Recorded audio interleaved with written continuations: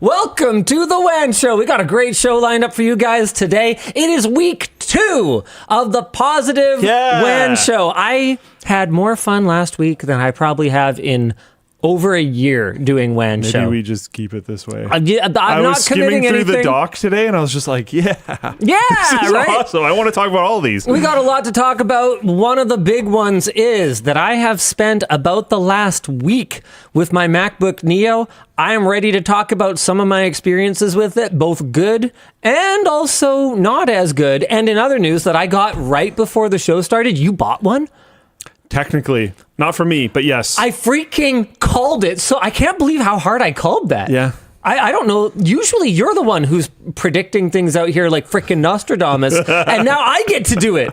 Yep. It's a small win. Yep. But it's a win nonetheless. Speaking of wins nonetheless, the French government is ushering in l'année de Linux, which I assume is how they would say it. The year of Linux. We'll be talking about that. What else we got today? I mean, there's more Linux news on top of that. Deere, John Deere, settles U.S. right to repair lawsuit, agreeing to a $100 million fund for farmers and other things that I think is arguably like more important, but we'll talk about that soon. Also, Steam... this is actually so exciting to me. There's going to be I can't find the topic, but there's going to be a frame rate estimator for games when you're looking at them in the store, so you can tell how well it might perform on your machine, which is so sick. And they would have the data. They would have the data. It's awesome. And I would have the intro.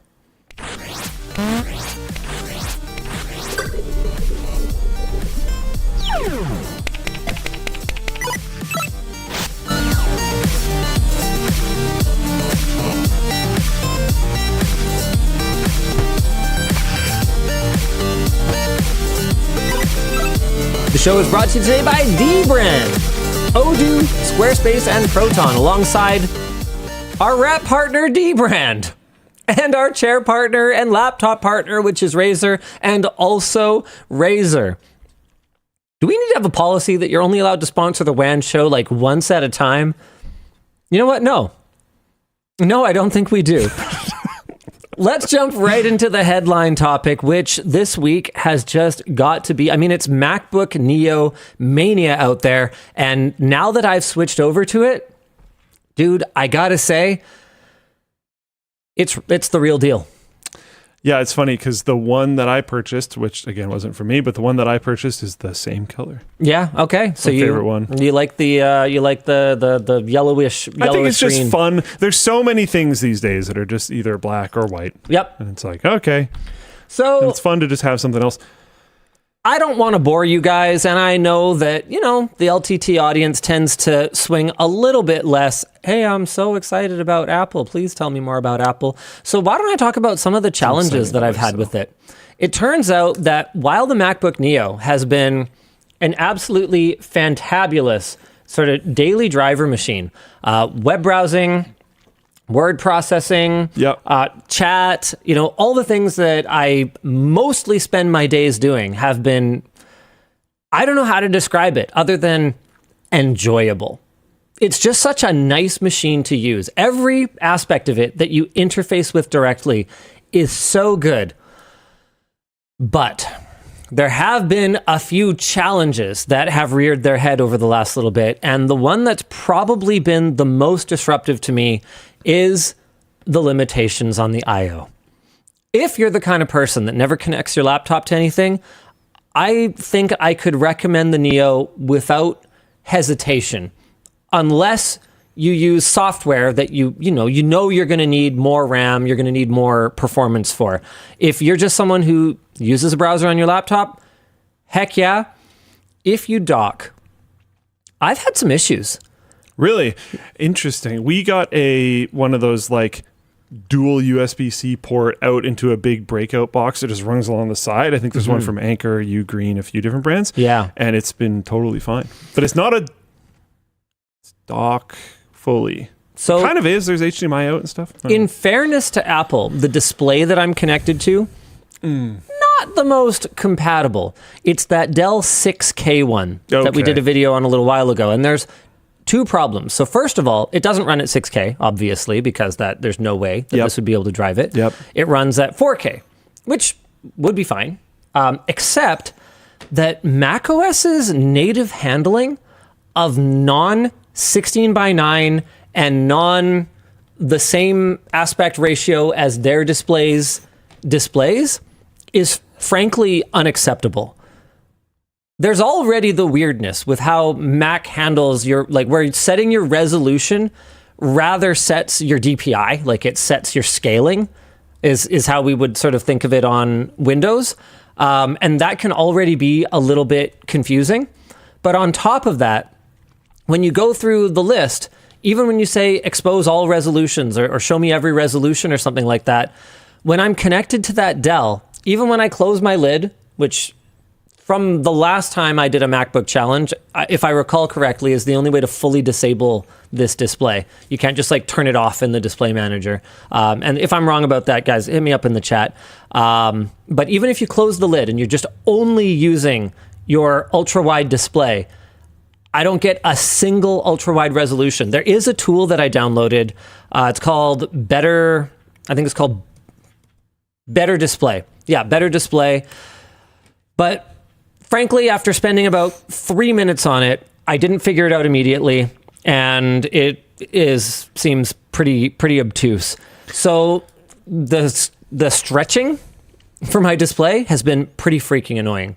Not nearly as annoying as the occasional complete disconnects. Oh, weird. It'll just disconnect, go back to this for a second, and then fire the display back up. I haven't messed with external displays, so I haven't ran into any of that. Another big one is that I'm getting occasional Wi-Fi issues that I don't know if it's related to Apple's Wi-Fi chip or if it's related to our Ubiquiti access points or what it is. But I'm gonna fire this over to Dan just so I can show you guys.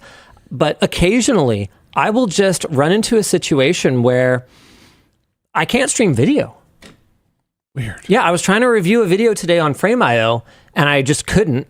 And I was like, okay, that's really annoying, but maybe it's Frame.io. I have seen it before. I've seen it on YouTube as well, but I was like, okay, maybe it's just Frame.io being a derp. And so I fired up YouTube, and I had exactly the same issue. I literally could not watch a YouTube video. I'm not gonna make you guys watch the whole clip here, but Dan, did you get that?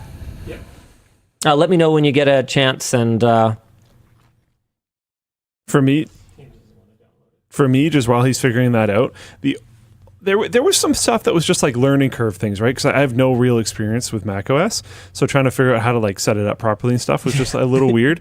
But it wasn't different. It wasn't that bad. It's just kind of different. And coming off of being on the Linux challenge for 2 months or whatever, like learning new things about an operating system is kind of fresh right now, so not a big deal. You might say you're more used to thinking different. Yeah. Oh, yeah. The thing that really got me though. Sorry. The thing that really got me, though, was installing stuff. Okay, ready for this? Mm-hmm. It's very strange. If it's not in the App Store, the drag and drop thing, it's like, drag and drop. Give us 1 sec, Dan.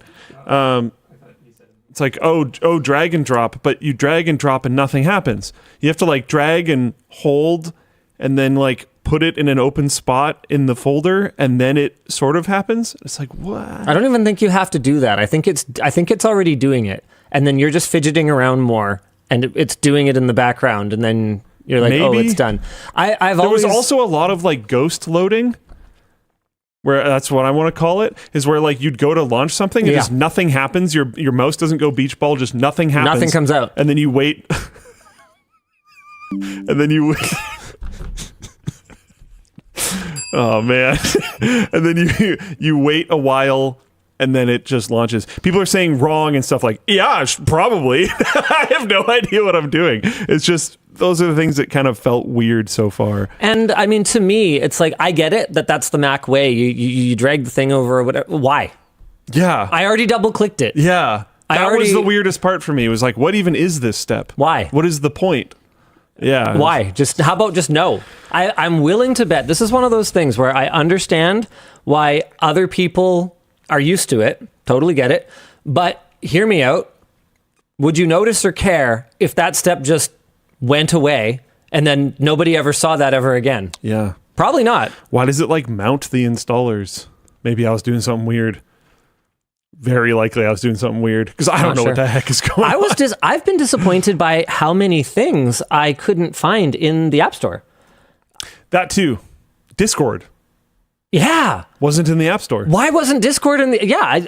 Why isn't Discord in the App Store? Very weird. And maybe that's on Discord. Because I went to install something and then realized like, oh, I'm probably being such a boomer. They have an App Store, just like Linux has a package manager. I should just go use that. And then, yeah, it just wasn't in there. It's very odd. I thought, and that was one of the steps where I was like, this is for sure a me problem. So I checked, did I spell Discord right? Maybe it's buried for some reason. I scroll the whole time. No, it's not there. Teams too. What the heck? Didn't look for Teams, yeah. And there's so many things, and because people will take advantage of vacuums in available apps, there's all these things that are kind of similarly named, trying to entice you to download them in the App Store. It's like, nah, it's obviously that's not what I want. Obviously, I just want Teams and I just want my Discord. Yeah. But other than that, it's actually been wonderful. Wow. And like I did the body flex thing. I did that as like a demo to show them like, no, it's actually made really well. And yeah, it didn't budge. Let me show you how wonderful the experience I had earlier today was. Made laptop. Yeah, but you don't know that this is... Oh, no. I rebooted it and the issue went away. Okay. And it's happened a few times. Got it. I don't think we ran into this. I wonder if this is a problem with your unit or something. We'll see if other people in chat have experienced this. We're not going to be able to watch this whole thing. It's a minute of us watching this YouTube video not load. Yeah. So there's definitely been some... But it just wasn't working. It was not working. It did not want any part of any of this. I don't think we can go back down, but yeah, there you go. Let me just see if there's anything else that's kind of stood out. The performance is really great until it's not great. Search is incredible. Oh, Spotlight. He's Spotlight pilled now. I don't think I've ever used Spotlight before. It made me just mad again because I'm like, why isn't Windows so much better? But Spotlight seems awesome. The funniest part of this is that, correct me if I'm wrong, but over the last few years, I feel like the Mac community has soured on Spotlight a little bit and feels it's gotten worse. Wow. It used to be like even better, like God tier. Yeah. And now it's still like A tier it's way better in than my Windows. opinion. Yeah. But from my understanding, Mac users are a little bit like, come on, Apple, we can do better than this because they know they can. Spotlight is like... I really, really like Spotlight. Mm-hmm. I find the navigation of like, your local storage and stuff to be pretty simple. Like none of it feels like too bad. It was kind of nice coming in with a little bit of pre-existing knowledge, knowing that if I had like my active window, the controls for it were going to be up in like the top bar, whatever you want to call that. Like knowing that ahead of time was kind of helpful. Learning how to use I think it's called the dock, the bar at the bottom. Learning how to use that in different ways and like what things mean. Like if it's to the right of the vertical line, it's not actually on your dock, it's just there right now. And okay, I want to actually pin that to the dock and blah, blah, blah, blah, blah. I continue to be annoyed that Apple just kind of gets a free pass for some of the included software that is basically an ad. Like the fact that Apple TV is just literally front and center. That's okay. The on Apple my TV Mac one when is I buy probably fair. I did think it was kind of neat that Games is there though, and there's like chess pre-installed, and there's like some fun stuff. Like what, Windows... you want chess? You don't want Bejeweled with microtransactions? Yeah, this is my point. Is like Microsoft used to come with cool stuff. You used to get Pinball, Space Cadet and Solitaire, Table, and Free Cell, Hearts. And now it's just like ad garbage. Mahjong. And I get the Mac open and I'm suddenly like excited to check out some of the apps. I'm like, oh, I wonder what the chess app is like. I wonder what some of these other things are like. Yep. I appreciated that, not to already pivot it to Linux, but when I did my switch to KDE came with a bunch of pre-installed fun little games. I was like, oh, that's pretty sweet. They're so tiny. Like, CatOS says you should try the Windows Power Toys equivalent of Spotlight. It's so sad it's not built in. No, it's infuriating. I'm not. It's good news. WAN Show week. I'm not going to be infuriated today. But good call. But the number of times that I've read that comment in Floatplane chat is more than a dozen over a span of at least a couple of years. At which point, It's not on me for not installing it. It's on Microsoft for not implementing it. Like, if Windows is good by default, come on, guys. I will likely be inspired to do things like that, to mod it, to make it even better. But Windows has to be good by default. If Linux isn't quite there, I'm much more willing to do stuff to it. Well, I didn't pay for it. Because this is free. I didn't pay for it. This is a very different... They cannot be seen as equivalencies in my mind. Even if you're putting the hat on and pirating Windows, I still think it's not... The line is different. And if I can spend a little bit of time and get Linux to a great spot and then just use that, I would rather do that than fight something that actively seems to hate me. It's extremely different vibes. Oh, Dan, I have another fun one for you. I don't think this is really like actionable in any meaningful way, but I just thought it was so funny that here, let me send this over to you, Dan. Let's do a topic really quick that is related to the MacBook Neo, and then we'll come back to something really funny. You're going to love this. The Neo has apparently been so popular that Apple is running out of the A18 Pro binned chips that were not quite iPhone 16 Pro ready, but work fine for the less constrained thermal situation in the Neo. Apple reportedly only planned to make 5 to 6 million units with the leftover supply they had, and are now scrambling to get more chips. I mean, freaking, how does don't take this the wrong way. I mean this in the most respectful way, because Apple is a modern day masterclass in supply chain management and forecasting. How the fuck did Apple think they were only going to sell 5 to 6 million units of these things? I, Joe Schmo, who can't make enough cables to save my life, could have told them triple it. Like, this thing is an absolute game changer. And that's probably before the educational institutions have even validated this thing. Like, dude, there's going to be a lot more. How can they not? How could they? This is the kind of thing that I find so baffling. Like, you remember back in the days when you were always working on like some review of some CPU or some GPU, and we'd release our video where we're like, yeah, it's not that good. And then the brand they'd call you up or they'd email you and they'd be like, what do you mean? And we're kind of sitting here going like, you can run the same... What do you mean? Yeah, you can run the same fucking benchmarks that we can. What are you talking about? And in a lot of cases, okay, this might explain some of it, which is in a lot of those cases, they did.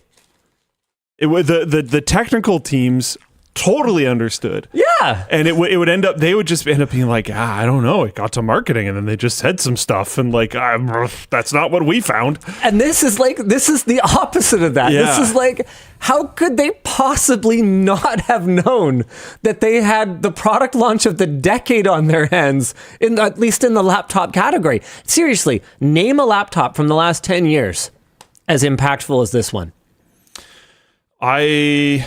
I'm not trying to shill. I don't have an investment in it. I think Framework has been very impactful. I think if you'd said M1 MacBook, I would have accepted is that. Massive. I still think this takes both of those, though. I think so too, just because of the accessibility. I think both of those are up there for different reasons. Because to me, yeah, damn. The long-term picture is also really important. This is not just today. This is a $350 laptop on the secondhand market 2.5, 3 years from now. And the thing is, with its build quality, it'll last, probably. It's probably going to be fine. Yeah. Like, you kind of had it slip a little bit earlier in the show, and it bonked the table. Yeah, whatever. And part of me went like, ooh, and then I was like, actually, it's a tank. Yeah, it's probably It's fine. not going to care about that at all. And like the fact that there's so little battery in it to achieve the kind of battery life that I'm getting, it's not it is class leading, but it's not game changing battery life, especially for a MacBook, but it's outstanding, especially when you consider the size of that battery. The fact that its cooling isn't stellar is kind of fun. Yeah. Like Alex's video, just putting the thermal pad under there. Like, that's cool. That makes me want to go mod a laptop. I've always kind of wondered, like, you know how there's laptop docks that are supposed to assist with cooling by just blowing another fan at the bottom? Turns out they don't really do that much, at least for any laptops that we've ever tried it with. But I've always kind of wondered if there could be a thermal interface material that's non-goopy sticky enough that you could add a bit of surface area to something. Like, would that be a good product for LTTStore? So just a machined aluminum thing that you sit your MacBook Neo on. Are we on the same wavelength? Did you get this from someone? Did you hear this from someone? Why? You haven't heard this from anybody? From who? So I've been pushing this idea that there is a dock that you put your laptop in, that you have to like almost press it into. Like a Switch 2? And then kind of, but flat. Okay. I was thinking flat, but however it works. Yeah. And then it could like, where the USB-Cs are, so if it's machined well enough, maybe as you press it in, it could like move a lever arm that plugs in USB-C or something. Sure. And it puts it on some type of cooling surface. Oh, that's hilarious. And I was thinking it would be really cool if it was like an actual thermal pad, but they're probably all going to be too goopy. Yeah. And when you pull it away, it's going to pull some material off of it. So like we need some way. Nice. And then I kind of came down to like, what are they called? Basically a piece of metal with one of those, the electrical coolers that create heat on like a Peltier. Peltiers are cool. Probably not the answer. They're super inefficient. Yeah. And you've got to get rid of the heat somehow. And so you end up with a fan. And it ends up... See, I would want a passive solution for this, and I don't think I would need active cooling. I think that as long as I could get more of the heat away from it... And this is ignorance, not impossibility. I don't know how you transfer that heat super effectively without goop. Yeah, what my ideal for something like this, because like we've dabbled in improving the cooling of passive Apple devices over many years. I remember water cooling the original USB-C MacBook back in, what was it, like 2013? Just a tray of water. Or something like that. Yeah, using plasticine or like Play-Doh or something to shield the ports. Yeah. And then just putting it in an ice bath. Yeah. It made a big difference. It was pretty cool. But ever since then, I've always felt like the best solution would be something more like a hot cold pack, like a freezer pack, like some kind of like a bladder that you could, in a perfect world, you could actually circulate fluid through. So you could like water cool it, but without actually having the water touching it. I think you could. Yeah, probably. We've never put the development cycles into making something like that. Because I don't know what the market would be for it. I have always adored the idea. Like I was pissed with the Switch 1 that the dock didn't offer any potential performance improvements. I've always adored the idea that like it works when you're mobile, but then you can. There's like an incentive to plugging it in that isn't just big screen now. The incentive is like, this is performance mode. I always thought that was really cool. And realistically, Avian's, this probably is an example of the type of device that you could just have a laptop stand with a fan on it, and it would probably get you 98% of the way there. Yeah. But the idea of like a big machined piece of aluminum with fins in it or something like that you put it on in order to get max performance and dock mode, it's pretty cool. It might make more sense once we get something with an A18 Pro, maybe a year and a half from now or something like that. Anyway, back to our actual topic here. According to Tom's guide, Amazon seems to have the best availability of these things, which matters because if you're ordering direct from Apple, apparently you're looking at up to 4-week delays. Wild. I got mine from, oh man, this is kind of unfortunate. I got mine from Best Buy. They were totally sold out on the lower capacity, no Touch ID model. So got the higher capacity with Touch ID model. I think that was especially Touch ID. I think that was a good move because I ended up being kind of happy about it because Touch ID is pretty sweet. I have not only ended up missing Touch ID just because it's like convenient and nice, but I've noticed that there are some software flows that Apple or their software partners don't seem to have factored in for devices that don't have Touch ID. So you'll like get prompted to do Touch ID and like I don't have one. And it's not like if you search in settings for like Touch ID, it doesn't just tell you don't have Touch ID. Like it just... Interesting. If you don't understand that you ordered one that doesn't have Touch ID, okay, sorry, that could be confusing to like an average user. So speaking of confusing to an average user, we didn't know that the Touch ID, see how yours has like a power button or a lock button or whatever it is on that key? On the Touch ID one, there's no logo. Oh, right, because it's a fingerprint sensor. So we were trying to have her do Touch ID, and she would press it in. We're like, why the heck does the computer keep going to sleep? We're like trying to do basically anything, and the computer keeps just shutting itself down. We're like, what is happening? Why is this thing so buggy? And then, we were pressing the power button. That makes sense. What was I going to say? Oh, yeah, man, the Best Buy experience, dude. I walk right in, tell them exactly what I want, and they're like, okay, I'll get it from the back. I'll meet you here in a couple minutes. Okay, sounds good. Goes and gets it from the back. Like, can I tell you about our service plan thing? And I was like, I mean, yeah, but I'm not getting it. And he was like, okay. And he pitched it to me. And he was like, worse than I even thought, because now it's a subscription instead of a one-time buy. And he keeps going through the details. And I'm like, literally just sitting on my phone. Like, I'm not buying this. And it goes on for so long. And every once in a while, I'll look up from my phone. And he's like, oh, yeah, you can bring it into Geek Squad anytime. And they'll repair it for you. And I'm like, you guys just ship it off, right? And he was like, what? And I was like, you're repairing it through a depot. You're not repairing it here, right? And he's like, yeah, but we give you like a loaner laptop while yours is out for repair. And I'm just like, wow, that sounds bad.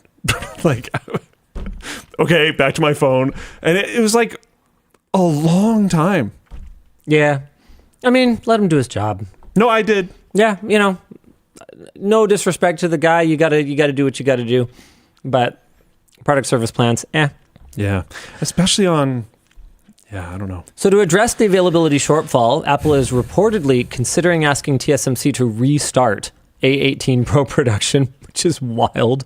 But TSMC is apparently already maxed out on its 3nm process. So other options that Apple is rumored to be considering are dropping the base model entirely and only selling the higher end model to hopefully slow down sales. That's not going to do much. Even at $700, it's an incredible value. Or accelerating the release timeline of the MacBook Neo 2 with A19 Pro silicon. Interestingly, the MacBook Air M5 is readily available, but that's probably because it starts at nearly double the price of the cheapest Neo. So it's not exactly, filling the same niche. The Neo is kind of eating Apple's own lunch, but that's what hungry companies do. They eat their own lunch. They compete with themselves. If A series silicon ultimately makes the lowest end M silicon kind of redundant in the lineup, so what? That's fine. Great. No problem. That sounds fantastic. Apple, they're going to get serious market share for macOS if they can keep up. This thing destroys. Like, there is no other option that would have been even close to as good for the person. Well, I think it's pretty clear. I bought it for my mom, but I think there was no other option for her that would have even competed. One thing that has been kind of nice is that on a hunch, I thought it might have been better for her because she adapted to iPhone a lot easier than she adapted to Android. iOS and macOS have so little in common that it's kind of shocking to me they come from the same company. But widgets on the desktop, I was off working on something else for a second, and she just set up a ton of widgets for herself and kind of organized her desktop the way that she wanted. I was like, okay, cool. That wouldn't have been natural to me at all. And there was one of her apps where the native app support for macOS is kind of crap. But when you click on the widget, it just launches, I don't know what it's actually called, but it just launches her phone on her Mac. Yeah, screen mirroring. Yeah. And it just launches that up, and then she just uses the phone version of the app, and it's totally fine. And it's like, okay, she figured out all of that on her own. Sweet. So that part kind of worked. There are a couple things about macOS that weren't entirely intuitive, but we ended up figuring it out. And then just the laptop itself, dude, if you hand this to either of us 3 months ago or whatever, I'd have told ask you it's how much it costs, at least.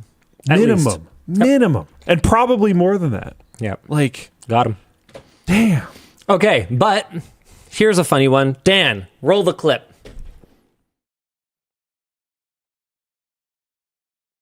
If I had a nickel for every time this has happened to me, I'd have 2 nickels, which isn't a lot, but it's funny it's happened twice. How, dude?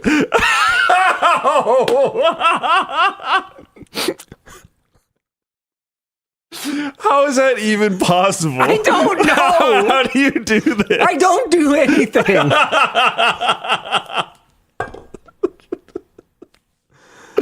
Oh my God.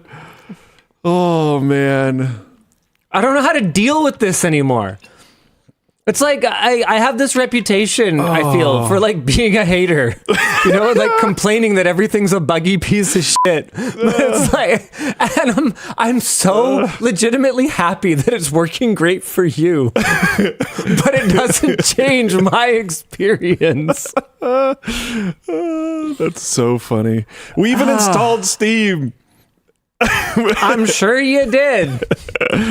Man, that's really funny.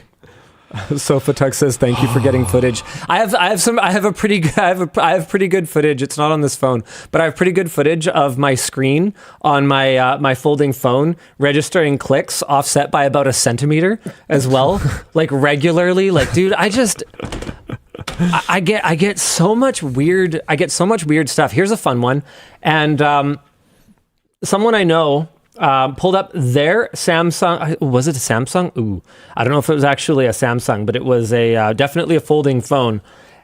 And compared. Oh, okay. LTTStore. We have new stuff. We'll get to that in a second. First, let's click on one of these products. Oh, what the? You click so aggressively. Sorry. There you go. I get duplicates of our product photos on our site. And his folding phone didn't get it. That's strange. I don't understand. I don't know how to deal with this stuff. That might not be a problem for long. I don't know if you want to announce that or not, but I'll just leave it. Announce what? I don't know. I don't know. Sure, go for it. I don't know. The new site. Oh, yeah. So there's a new LTT store site. Yeah. I think we've talked about that. Okay, I have no idea. But yeah. in like semi-classic fashion, development on the old site is not super attractive right now. Oh, I get it. So I get it. It is what it is. Yeah. Anyway, we can move on to another topic. You want to pick one?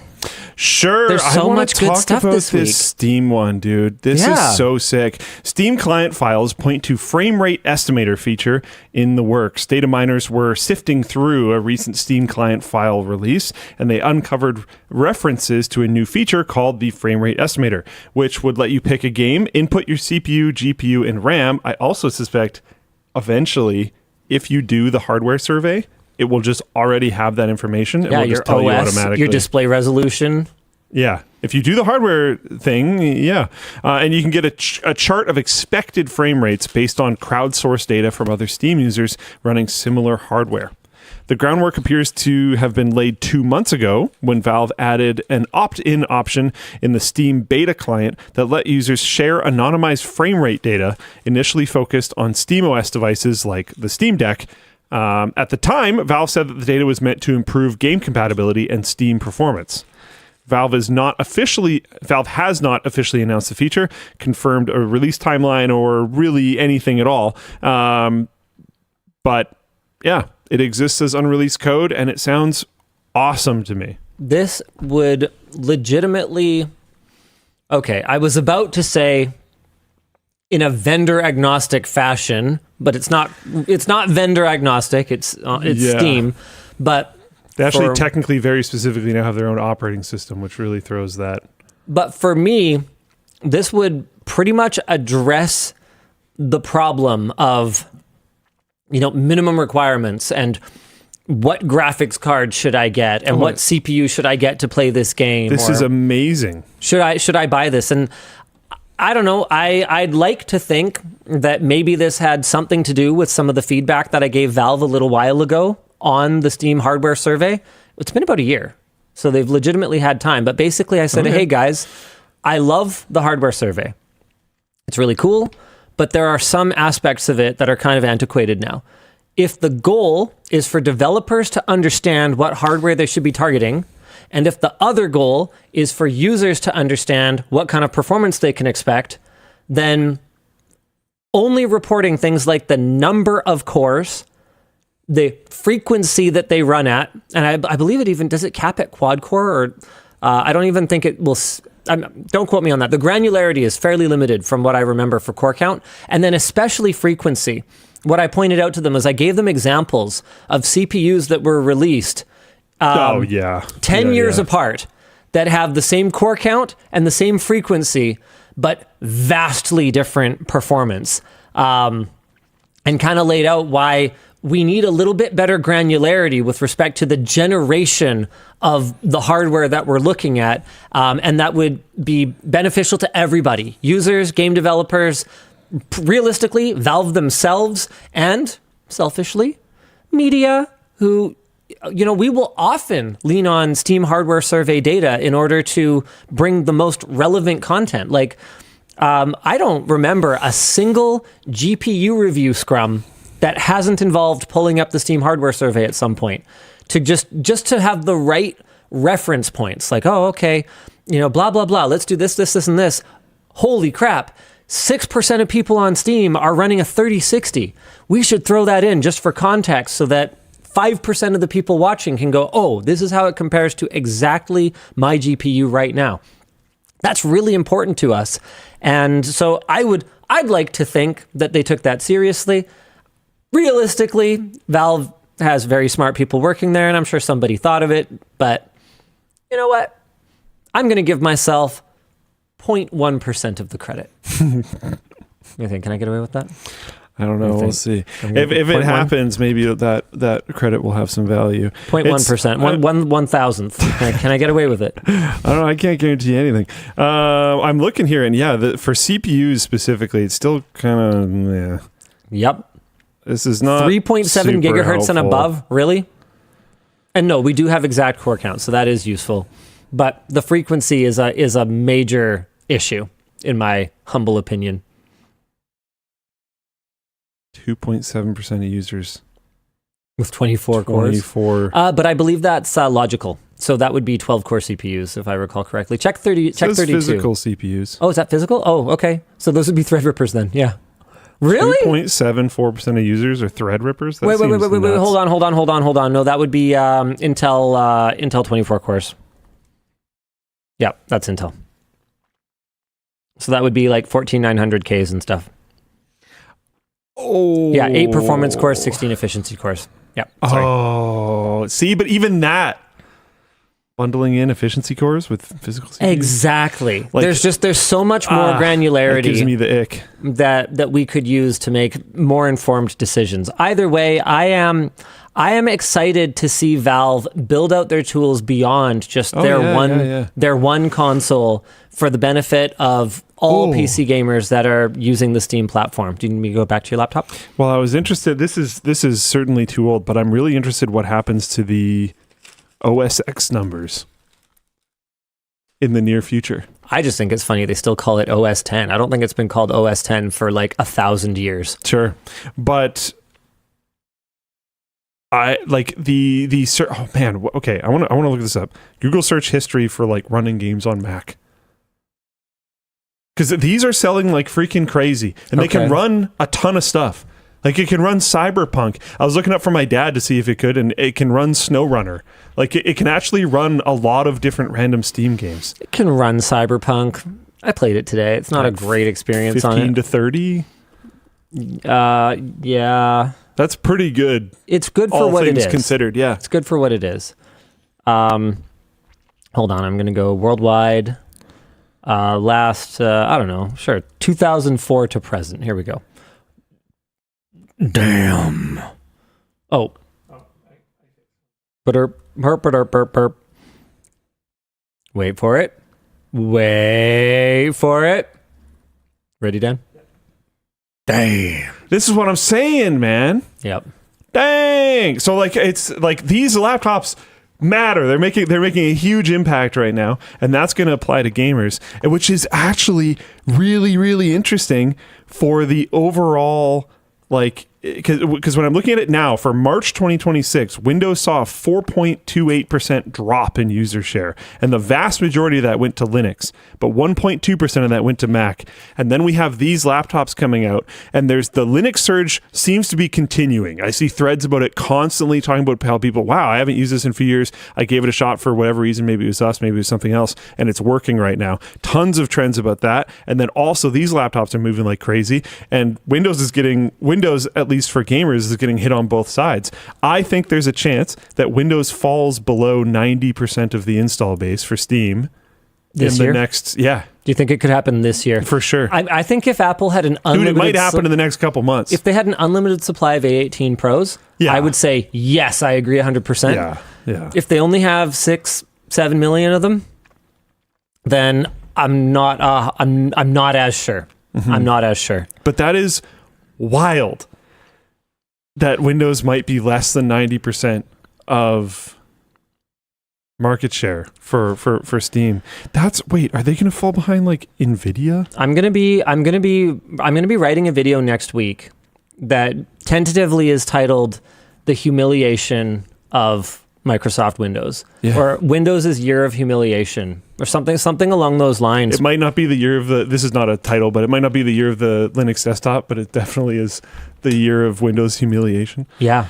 And just kind of talking through how tenuous, how dominant their market share still is, and yet how tenuous their position is becoming, if that makes sense. And I'm going to kind of talk through some of the overall trends that we're observing, both in the Linux world and the Mac world, and simultaneously amongst Windows users who are just so tired of it, you know? Yeah, it's exhausting.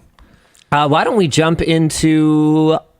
why don't we pick a good news topic? Hey, that's any topic. Nintendo, in a shockingly pro-consumer move, like...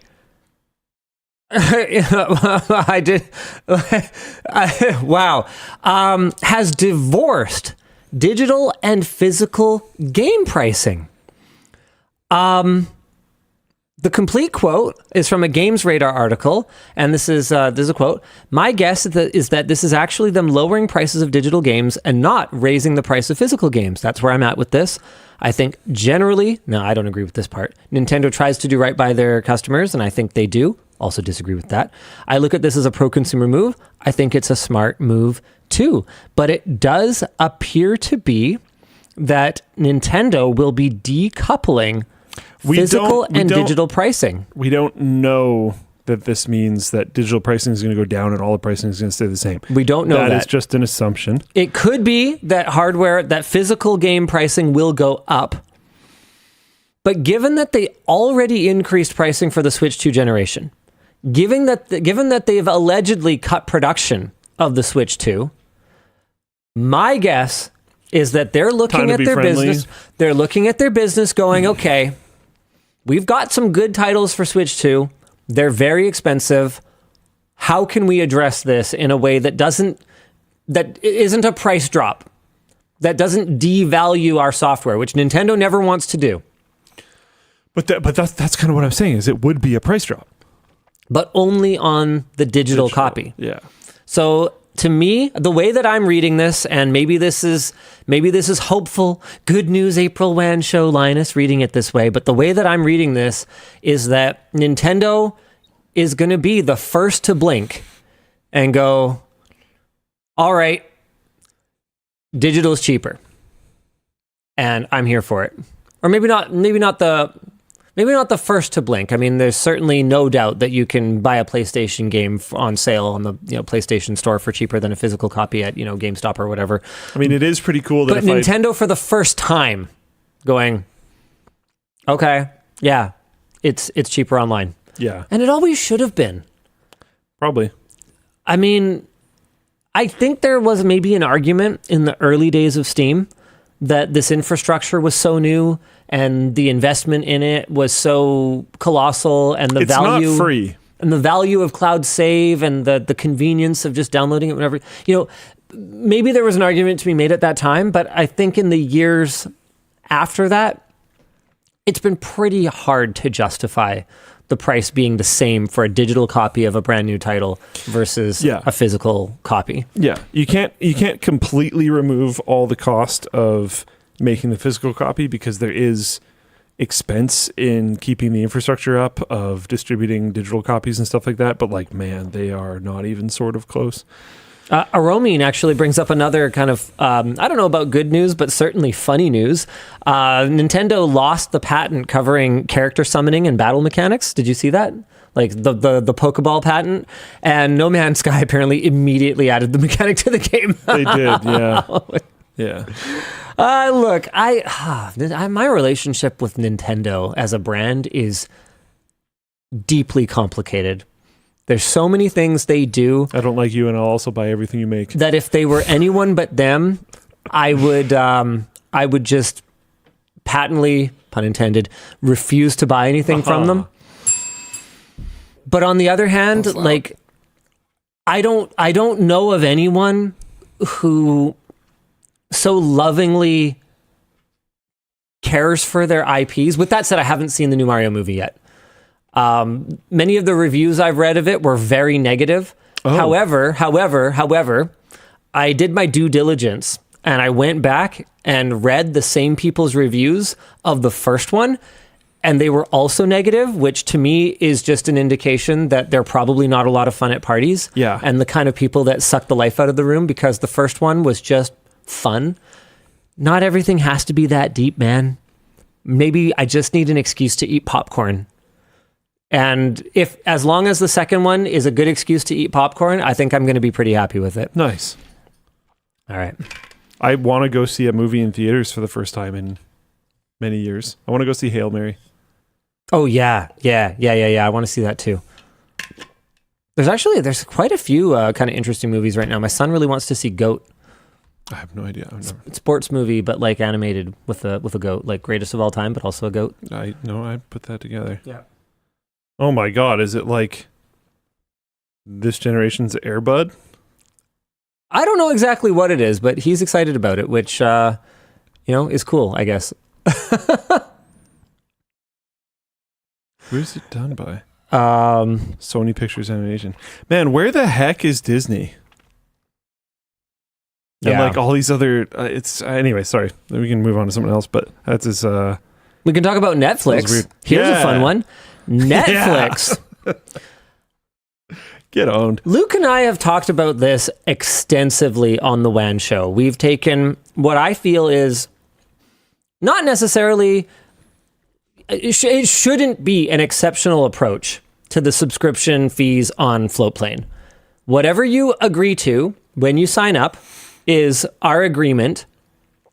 And while technically, for some reason, platforms are within their rights to alter the deal, pray I don't alter it any further, we've never taken that approach. And it looks like Netflix was just informed that in Italy, you're supposed to do it the Floatplane way unless you explicitly say that you have the right to do it your way. An Italian court in Rome has ruled that Netflix's subscription price increases between, get this, 2017 to 2024, over a span of 7 years, were illegal under the country's consumer code, which requires companies to provide a stated, justified reason before raising prices. Netflix now has 90 days to notify its roughly 5.4 million Italian subscribers of their right to a refund or face a €700 daily fine.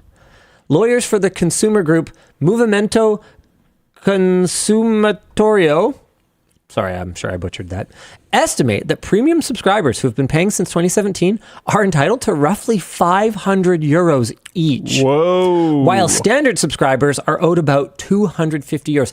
That's like tidy little tax return territory. Yeah. Like that's not pocket change. That's freaking crazy. That's go get yourself something nice. If every eligible subscriber claims this, Netflix's total liability could exceed $2.3 billion. On top of the refunds, the court ordered Netflix to roll monthly prices back to the 2015 launch levels.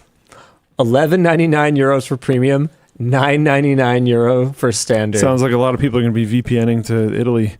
Netflix says it will appeal and insists that its terms have always complied with Italian law, but the ruling could have a knock-on effect across Europe.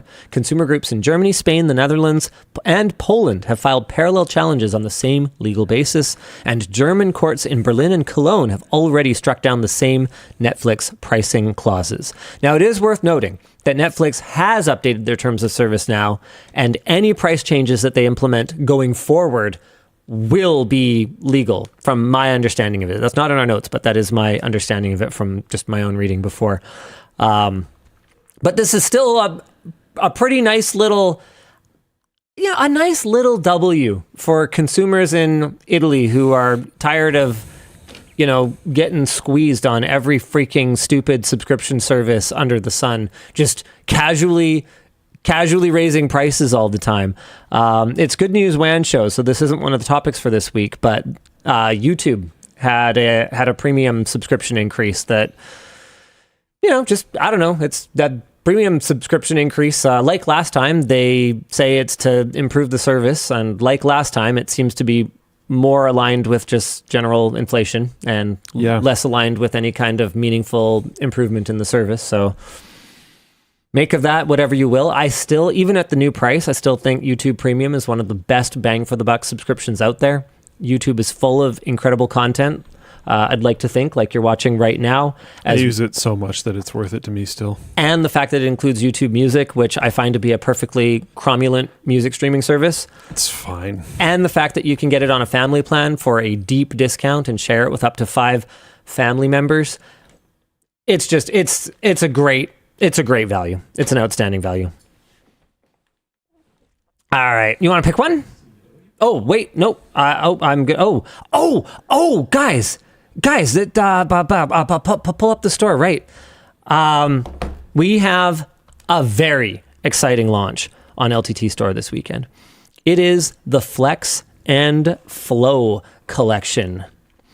The first item from this collection is our multi-pocket leggings. They're finally here. We started development of LTT, I don't want to call them yoga pants, but they're yoga pants. LTT leggings 3 years ago or something like that. I am constantly reminded of this project because Yvonne loves her prototype ones so much that I fold them every week, even though we never actually made the product. So you're going to get more now? They're just like the leggings that, you could get at one of the other stores that sell these leggings. Let's be real, right? Except they've got 7 total pockets. 2 on the thighs for your phone and 5 in the waistband for your smaller stuff, so you can actually carry your things without needing a bag. The fabric is soft, breathable, and moisture wicking with Lycra spandex for great stretch and shape retention, so you can wear them for workouts, errands, or just all day. People in the office have been really excited about these, and they've already been wearing them to Pilates, tennis, and just around the house. You can now get yours at lmg.gg/leggings. And I'm going to take a moment to kind of go, hey, our women viewers out there, we hear you loud and clear. You've been disappointed with the assortment of women's products on LTT Store. Here's your chance to help us invest in this category. This is a great product. Whether you wear leggings or not, spread the word, or wait for a few reviews to come in and then spread the word. It's a really good product. It is, I would say, up to or at the top of our game in terms of how quality this product is. If you want to see more women's products, you're going to have to buy some. There's also, I saw people in Floatplane chat earlier asking about I fit whatever size from whatever brand. Yes. Will I fit these ones? There is a size guide. So right here, some people don't see it because it's just like hyperlink text, but under the sizes on pretty much every product on the store, there's a size guide. You can click it and it will be, a lot of the pictures and stuff are generic, but this grid will be for the specific product. So you can see your inseam length, your hip width, your pants blah, blah, blah, waist, relaxed, whatever, something, and all your sizes that go along with that. Yep. Very important. All right. These ones are for the guys. These are great. The flex pants. They're kind of inspired by like mountain biking pants. So they are built to move. We've got reinforced knees, a gusseted fit, and a stretchy waistband with a do not drop draw cord that can be tied on the outside or the inside. And they've also got 7 pockets, 6 with YKK zippers, so you can carry basically everything and not worry about anything falling out. They're really comfortable. They, in like a weird way, like they're not soft. They're like... sheer? Oh, here. Right. I don't really know how to describe them. They're like... oh, interesting. Yeah. And they're on the inside. They're like... I don't know. I don't know how to describe them. I can see that They're being comfy, nice, but though. I understand what you mean by that being a little bit different. Yeah, so kind of like some of the French Terry hoodies. Like they're soft, but they don't sit like right on your skin, so they're not also super warming. Not like Terry at all, though. I don't want someone to hear that and get the wrong. No, but wrong the understanding. effect is like that, where it kind of holds off your skin a little bit, so it makes it feel more breathable, but still not cold. Like it's still, I don't know. It's a really cool garment. Sure. Do they fit you? I don't think they would, because These are a small. No, the inseam length on all of them is 29. Sorry, these are not in tall. Yeah. It's pretty normal to have a 32. But okay. All right, so those are pretty exciting new products, and now's a great time to order one, because if you're new to the WAN Show, then I'm about to explain the coolest thing about the WAN. It's not the coolest thing, but it's a cool thing about the WAN Show. Instead of like other streams, just throwing your money at the screen and like, I don't know, hoping Senpai notices you or something. We don't do Twitch bits or super chats or anything like that. We do checkout messages. So if you want to send a message, all you got to do is head to LTTStore.com, add something to your cart, and when we are live, you will see the interface to send a checkout message. You pick your color, you fill in your checkout message, you can be anonymous or show your first and last name. And once you place your order, it will either go up there, it'll just pop up like, thanks Richie P over there.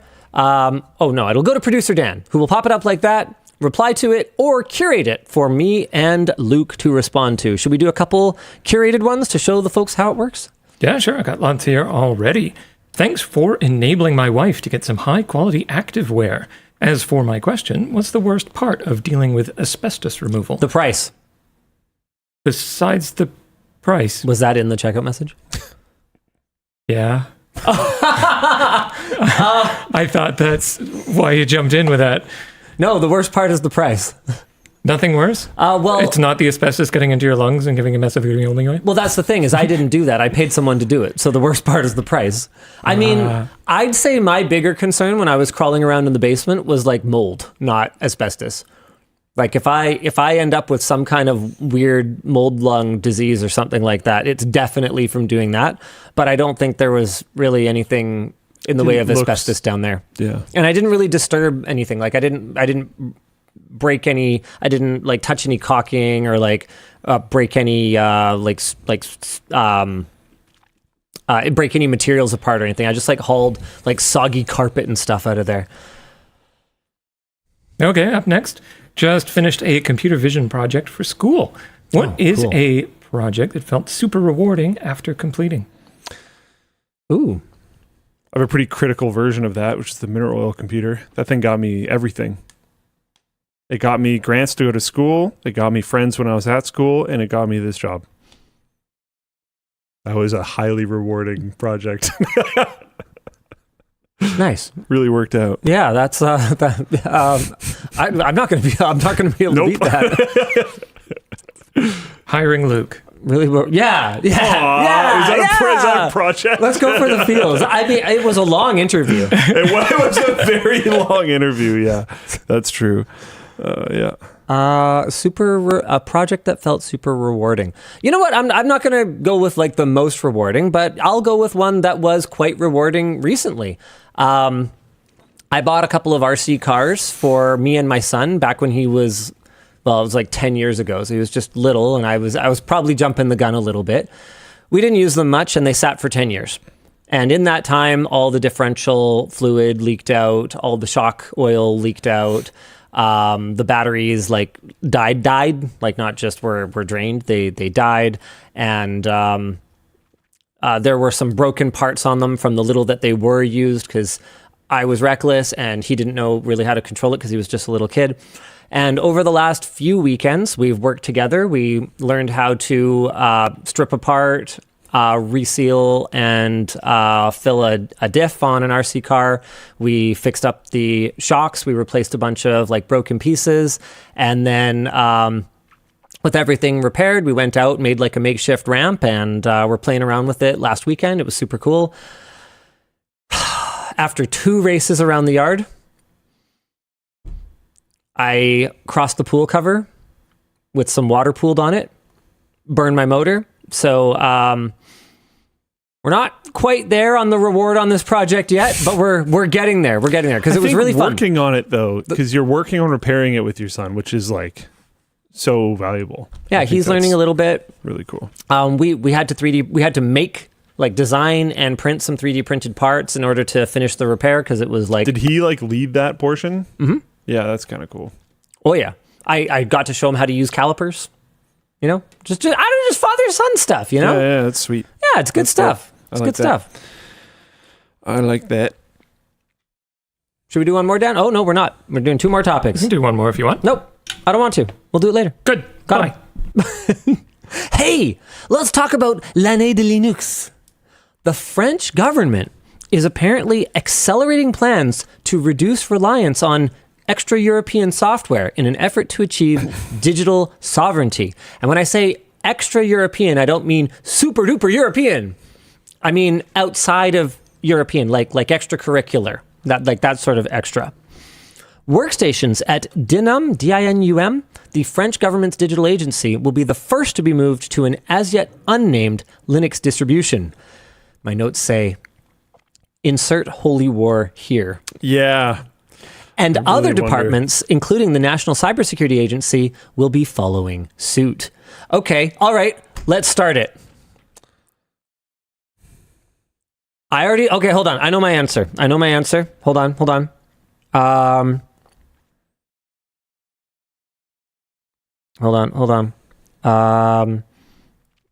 I'm going to go with...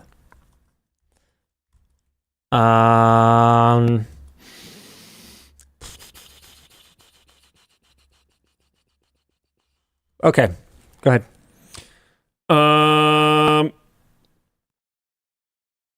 Hold on. Mandriva? I think that was it. Mandriva? I don't know how to pronounce it. I was looking up distros before the show. I was like, are there distros that are either popular in France or largely maintained by French maintainers? That's hacking. You can't search stuff. I had to just guess. All right, fine. Well, I don't know. I could still definitely be wrong. I have no clue. I think they're going to be based, and they're actually going to roll their own. They wouldn't be the first government to do that, and I think it's going to be based on Arch. Mandriva's or Magia or something. Yeah, I know. Can you just show me this word? No, What is this? Oh. Mageia. I'm not any closer than you. Magia. Sure. Something. I don't know. I read something. Yeah, that's the successor. Whatever. I don't know. Classic Linux stuff. It's not Manjaro. No, I can say that. I have no idea what it'll be. If you look at user base installs, it's very likely that it will be, Debian based or Arch based. People are suggesting names for a French government own role Linux distro. We've got Baguette OS. We've got Distro of Liberty. Linux Arch de Triomphe. We've got Distro de Liberté. Bastille OS. That's pretty good. That one's pretty good. I like that. I'm liking a lot of these. Ubuntu.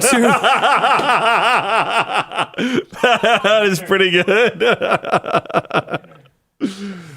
Oh man. Oh man. That's fun. I kind of I wouldn't mind Sacre Boon too.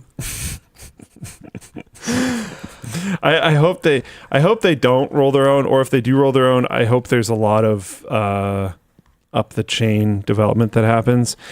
We don't need more fragmentation. Oh my god. No, we don't need it, but it just seems like the kind of thing that would happen. If you look at the Steam hardware survey, in regards to distros that are like on the more simple and easy side of things, Mint has a lot of install base. I don't suspect they're going to end up going there. My guess would be is that they don't end up on Mint, but we'll see. I could see Red Hat, something like that. just something with actual Red Hat, Fedora, like real support grunt behind it. totally. Yeah, that would probably make the most sense. Something along that line, being said by someone who doesn't know what they're talking about, but still, Red Hat is American though. Yeah, that might be fair. I'm not sure if it matters as much. I don't think it matters as much, but there's still a company behind it, and that company's in the States, right? Zuse is an open. Zuse is a more European centric and still very well supported and storied distro as well. That could get it. Yeah, I think the origin there is German. Don't quote me on that. That could definitely get it though. That's interesting. I don't know, but it's exciting. And there is a question here. We've seen similar programs elsewhere in Europe with the city of Munich's Limux project running from 2003 to 2017 before they ultimately decided to reverse course. Do you think France's efforts will be successful? And I think they actually could be. The difference between... I know I've said this probably every WAN show for a month, but the difference between the last time we did the Linux Challenge and now is genuinely mind-blowing. Astronomical. Whoa! What? Linux Mint has a French founder. Really? Someone in chat just said it. I don't know if it's true or not, but someone in chat just said it. If that's true, if there's a chance that it's Mint, that would be so sick. That would be so cool. You are actually rooting for distros like a Linux nerd now. No, I'd just be happy. You clapped.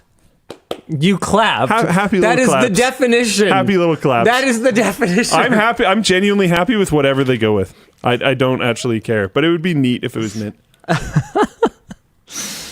I'm not a hater of other choices, but I get a little happy when people use Mint because Mint is cool. Speaking of Linux, patches to the Linux kernel and KDE should give a noticeable performance boost to gamers with limited VRAM, which in sick. 2026 Huge deal. Apparently includes cards that have only 8 gigabytes of dedicated memory. And that really has been a trend over the last couple of years. Developer Natalie Vok has refined kernel-level memory management and introduced a KDE Plasma component to enable VRAM prioritization for the foreground application, i.e. your full-screen game. The patches are out now, initially for AMD, and theoretically Intel, on CachyOS, and on other Arch-based distros. If you don't use KDE as your desktop, the improvements are also available in newer versions of Valve's GameScope Compositor. If you're after the technical details, you can check out the developer's blog post, which Dan will not be posting in chat, so you'll just have to go Google Pixel Cluster's GPU blog. I can post it in Floatplane chat at least. Thank you, Luke. That's wonderful. I appreciate you. Excellent. It says 2 more topics and we're through 2 more, but until he comes back, we're not. Oh, you know what? Yeah, we'll do sponsor spots. Oh, wait, I can't without Dan. I did have some people ask, like, oh, why are you so happy about Mint if you're running Cachy? I'm running Cachy on my desktop PC for the modern, Cachy and KDE on my desktop PC for modern features and performance and power and raw. And I'm running Mint on my laptop for simplicity and stability and work every time-ness. And that's why I would expect a government to go more on the Mint side than a Cachy side. But I do think there's plenty of other solutions that would make a ton of sense. Fedora, Red Hat, things like that being among them. Maybe not Red Hat again because the American company thing and that being like the whole goal of what they're trying to get away from. I don't think it's the same as using Windows, but they'll probably still not go that route. I've got a micro topic. This one isn't so much good news as it is hilarious. Redditor __Erty__ posted a couple of screenshots showing an AI summary with some facts about the company that acquired us 9 days ago on April the 1st, FOMO Foundry. This is great. So apparently my browser thinks that FOMO Foundry is a real thing. FOMO Foundry is an entity that acquired Linus Media Group in April 2026, pivoting the tech media company toward a product-first strategy that replaced its writing and engineering departments with AI tools like ChatGPT and proprietary large language models. Following the acquisition, LMG launched the Linus Coin, a physical token minted from defective screwdriver parts, which serves as a digital credit with a 2-to-1 redemption rate to maintain financial solvency. How could anything be so accurate and yet so fundamentally wrong? Yeah. We did it, Reddit. We did it. We bamboozled. What is this? Is this Gemini then? Yeah. It looks like Gemini to me. What's goggles? Is this? I just don't want to get this wrong. Wait, what is goggles? I don't know. Yeah, my browser thinks so. This is it's some LLM somewhere. So what seems to have happened here is that DNS records indicate that FOMO-Foundry.com was registered March 17th of this year, so it's possible that the AI is conflating that network OS with our new corporate overlords, or it's also possible that it just ain't that deep and it's easily confused. If you're wondering, by the way, we did register FOMO Foundry.ai. It's not Gemini. Yeah, so it's something. We bamboozled something. So we did register FOMO Foundry.ai, but you'll have to try it for yourself to see where it goes. We worked on that for a while. It's pretty good.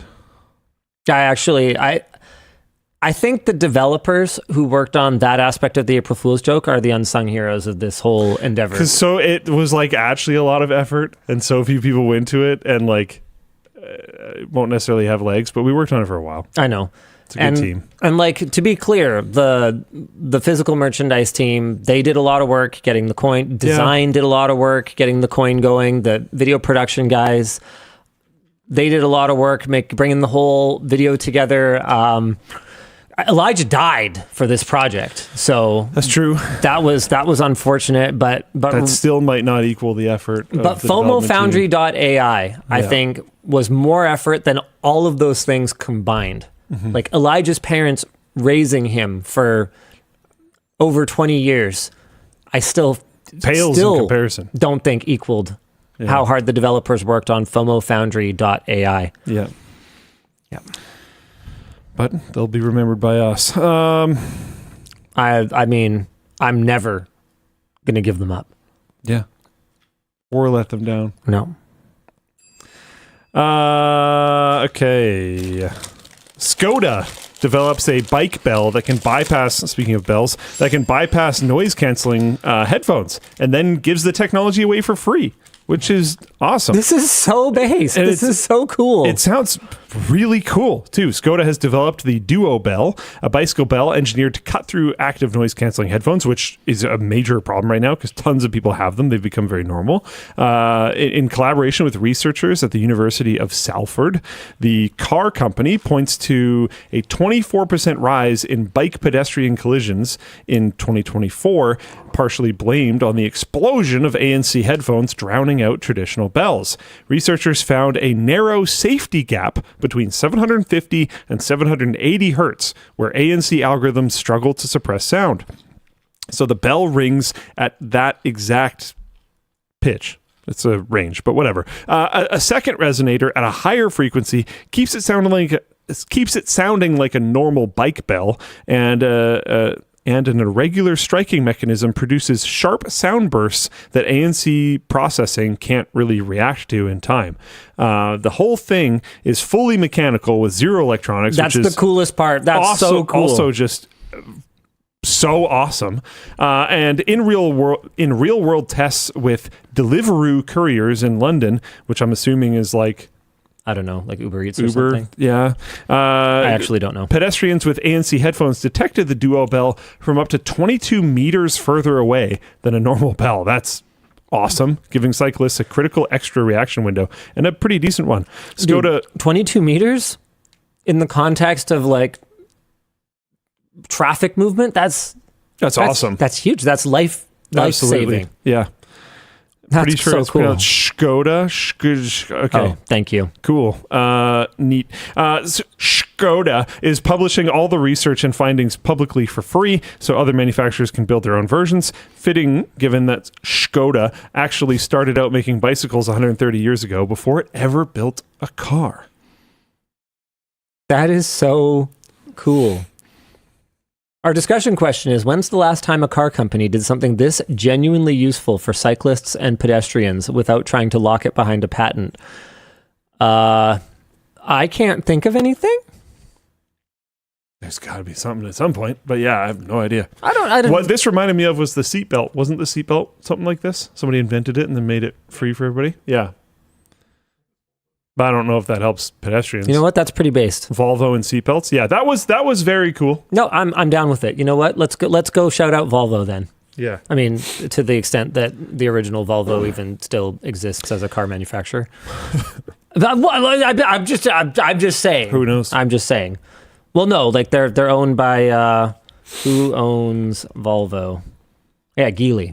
I mean, everybody's, as far as I can tell, basically everybody's been sold to somebody since back then. Not all. VW is still VW. They're out there. Ford's still Ford, for better or for worse.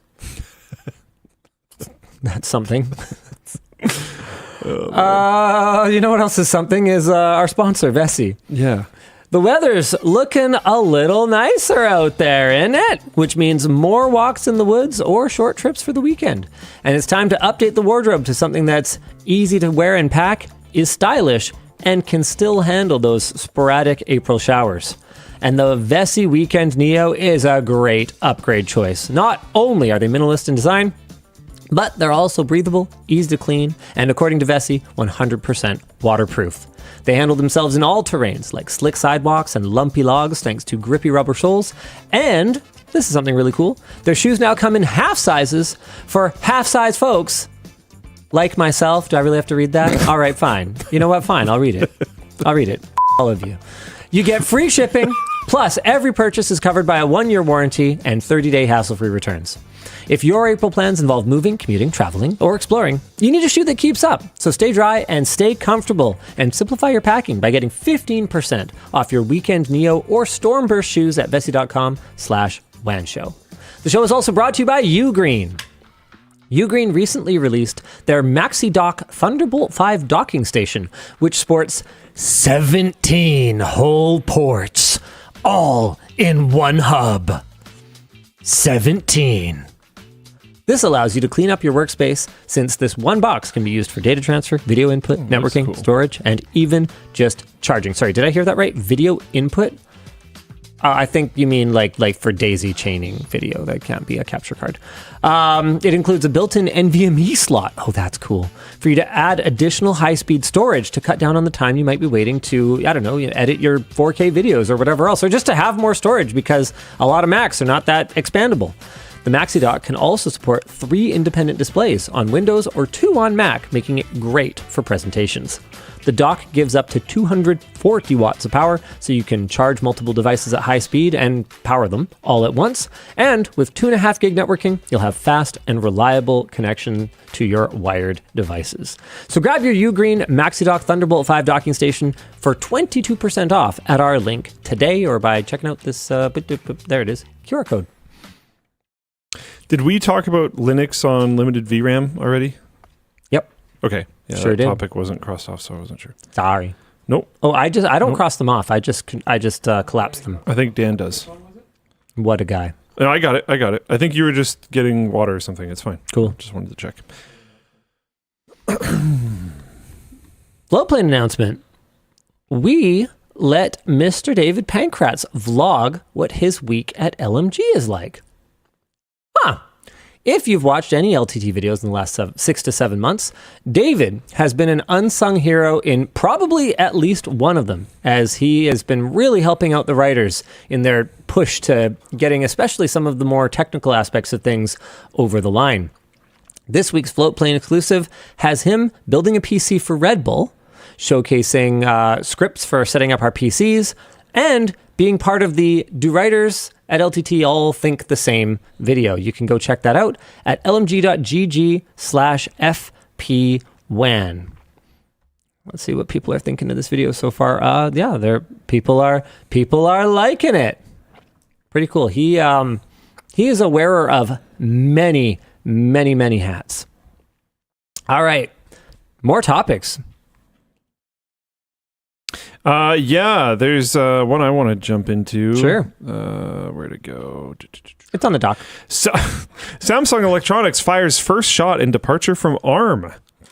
Develops proprietary SSD controller based on open source RISC-V. It's happening. More RISC news. It's happening. RISC is good. Samsung is launching its BM9K1 cool SSD lineup with a custom in-house controller chip built on the open source RISC-V architecture, marking the first time Samsung has shipped a commercial product using RISC-V instead of ARM.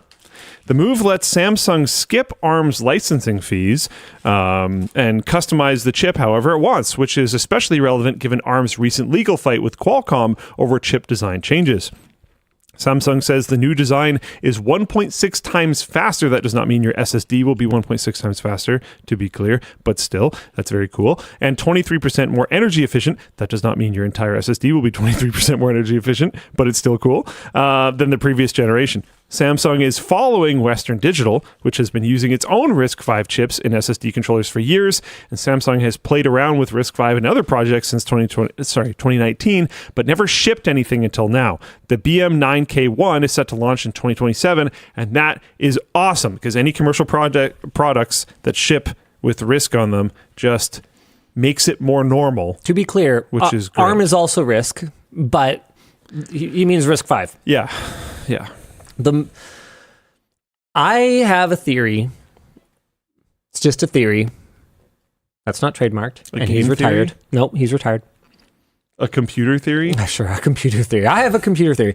I have a theory that as long as the transition took between x86 and ARM, or not even transition because they're very much still coexisting today, but as long as that took, I think RISC-V's rise will be at most a third of the amount of time. We're going towards a very interesting future because with the mind share divestment that's happening from Microsoft and Windows right now of people interested in Mac and people interested in Linux and just kind of moving off of that, and hardware just getting a little funky.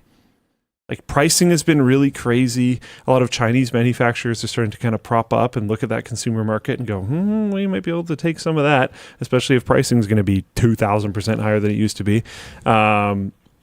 Companies, more and more companies, I'm finding discussions about RISC-V to be much more common these days than it was even 3-4 years ago.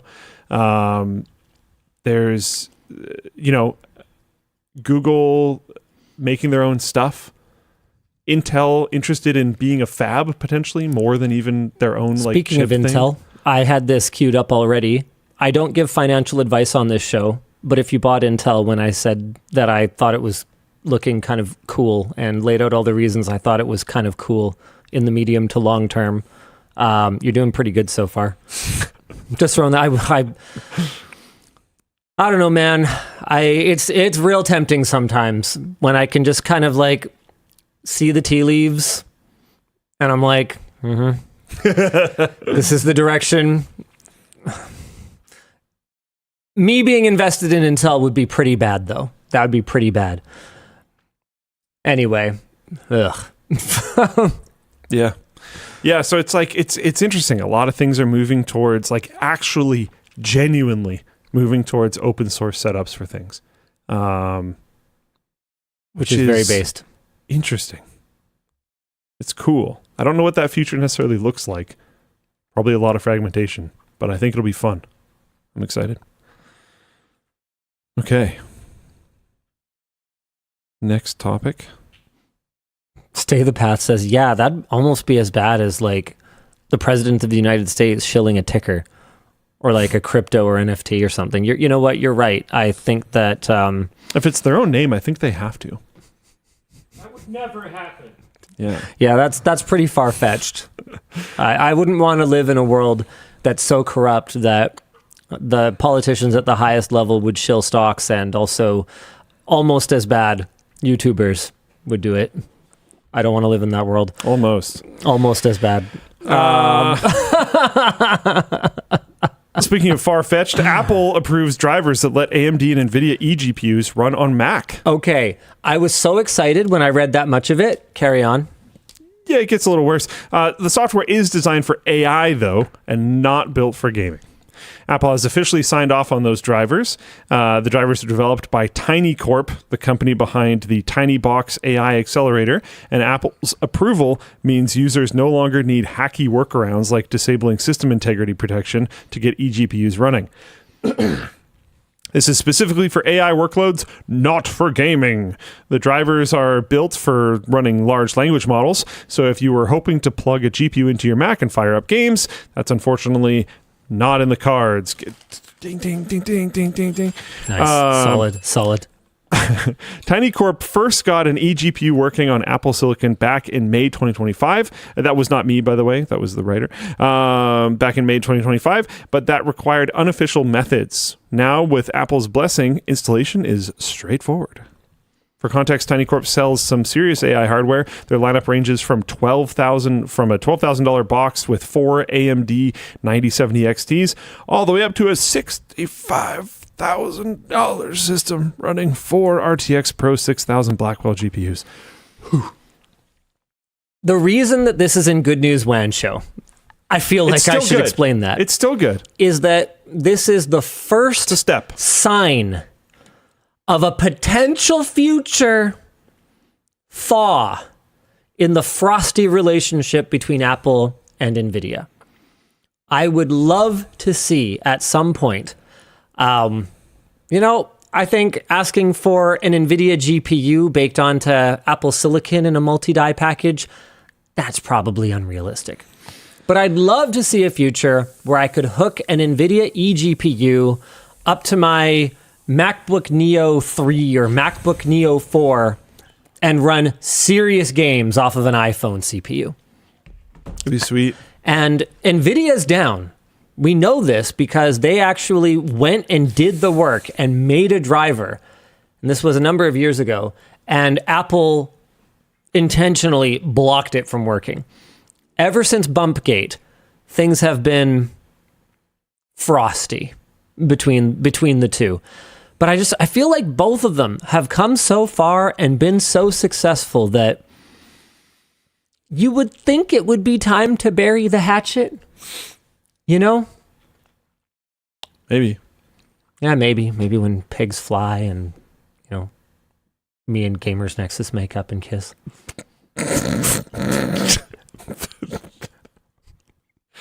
I had a segue planned for the next topic, and it's gone. I have no idea what it was.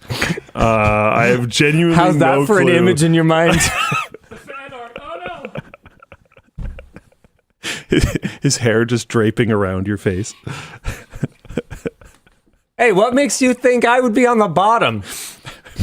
So many things.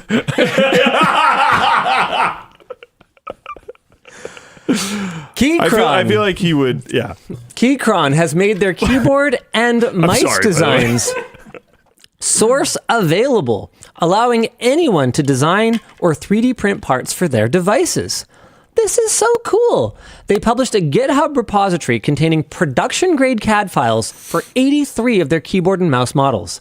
Files are available in STEP for 3D CAD work, DXF for 2D plate cutting, and DWG for engineering drawings, meaning that owners can 3D print enclosures, CNC replacement plate, even in a new material like brass or carbon fiber, or design their own mods without reverse engineering any of the measurements. Despite widespread reporting, though, calling this open source, KeyChron founder Nick Zhu has clarified it's actually source available. So personal builds, hobby projects, and educational use are fine, but commercial use is strictly prohibited, and you can't use the files to manufacture or sell competing products. KeyChron had already published QMK and ZMK firmware source for many of its boards, so this adds the physical hardware dimension to an already pretty open stack. They are miles ahead of basically every other keyboard and mouse brand as far as this goes, who all seem to treat physical geometry as proprietary and lock it away. I gotta say, this is admirable. I don't know if I would have the stones to follow this step. This is incredibly cool. Now, this is for discontinued products, and so I'm trying to think, like Screwdriver is one that we've had people ask for the CAD for. And I think upon request, we've provided the outside dimensions, but we have never provided the drawings for the entire thing. I think if you're a manufacturing shop in wherever and you want to rip off their keyboard, I think you can take it apart and figure those things out. Like I think at like deep commercial level, you could already steal it from them. So I think there's probably some amount of recognition there, and them just being like, hey, the people who wanted to rip this off already could have, and we can be really cool guys to a lot of the people that just want to do good things with this. So, I mean, it sounds like a great move to me, and I don't really think they're setting themselves up for anything super horrible. No, I don't think so. I just don't know if I have the stones. It's so unconventional. And maybe someday, maybe this is the first step in a move like this becoming conventional. That'd be cool. And be pretty sick. I'll have to do some reflection on it. You know, maybe someday, deity willing, I could be this based. Speaking about things that are based, Deere, like John Deere, that Deere. Yeah. Like go f yourself, and I'm Deere, not, that company. not calling them based, to be clear, but no, they're really what not. just happened to them is good. And I don't know enough about this case to say that this was enough, but I'm happy that something happened that they are probably not happy about. Deere settles U.S. right to repair lawsuit, agrees to $99 million fund for farmers. Couldn't make it one more, just make it 100, but I guess that's fine. They put that into a settlement fund to resolve the 2022 class action lawsuit that accused the company of monopolizing repair services and conspiring with authorized dealers to force farmers to use them for tractor and equipment fixes. The fund covers farmers who paid Deere or its authorized dealers for large agricultural equipment repairs dating back to January of 2018. More importantly, and this is where I got actually excited, Deere has committed to providing the digital tools, software, and manuals needed to diagnose and repair its tractors, combines, and sugarcane harvesters for the next 10 years on a license. I only read the first half. On a license or subscription basis, formalizing a memorandum that had previously existed but was never legally binding. License or subscription basis. That feels like that's going to be abused horribly. This is better than them having it under lock and key. Yeah, because it just gets pirated immediately. I was going to say, anything that exists on a license or subscription basis exists on the high seas. Yeah. Hopefully that gets on the high seas like immediately. Deere insists the settlement comes with no admission of wrongdoing. But right to repair advocates are calling it a landmark win that could set precedents for similar cases against automakers and consumer tech companies, and hopefully it does. Our discussion question is, Deere had to be dragged through 4 years of litigation and a $99 million settlement to let farmers fix their own tractors. How many other industries are running the same playbook? Oh, tons of them. Most importantly, I think, is in medicine. Like the fact that fixing people is also bound by these same douchebaggery moves. Now, to be clear, I'm not saying it should just be a free-for-all, because when something is so important that it keeps a person alive, I am not saying that just any random schmuck should necessarily be working on it with any random schmuck parts. But there's got to be a middle ground. Yeah. There's got to be a middle ground. Yeah. I can tell you from experience that aviation has some of this nonsense in it. My uncle showed me a light bulb, a little incandescent bulb. I should bring it in. I'll bring it in maybe next week if I remember. But it's about this big. I think I get it for aviation, because if you're totally average size, light bulb this size, it's $20 because you can only get it from Dassault directly. No one else is allowed to make it, and it's the only one that's certified so that you can put it behind like a little illuminated switch in a dashboard. It's like freaking ridiculous. I just don't want people with big shiny metal objects in the sky to necessarily have an easier time when it could result in that big shiny metal object smacking into somebody. And but I mean, that's the dangerous sort of territory that we end up in, because that's the kind of justification that's given for locking things down. So I'm just saying there's got to be a middle ground. Yeah. And with something like tractors, it seems pretty obvious, because the only person who could be harmed by it not operating correctly is the operator of it. So at least by fixing it yourself and doing your own thing to it, it's your own liability that you are ultimately creating. Yeah, and it's sticky because I very much support right to repair when it comes to cars, and cars has a similar problem to the plane. I think I'm just a lot less worried about protecting people who own planes than I am protecting people who own cars. I think you're just worried that, if anything bad happened to me, that you'd be sad. Oh. Thank you. I appreciate that. You know what I'm worried about, though? Is that the flat earthers are going to have a field day with how good those photos of the solar eclipse look from Artemis II. Oh man, they look almost too good to be real. Do you want to fire it up while I just talk through the thing? The full NASA gallery is based, so I'll go there. The Artemis II crew took a bunch of photos of the moon during their lunar flyby, and the images look like something out of Asimov's Foundation series. So honestly, even some of the ones from inside the ship, like, that is such a sick photo, dude. Wow.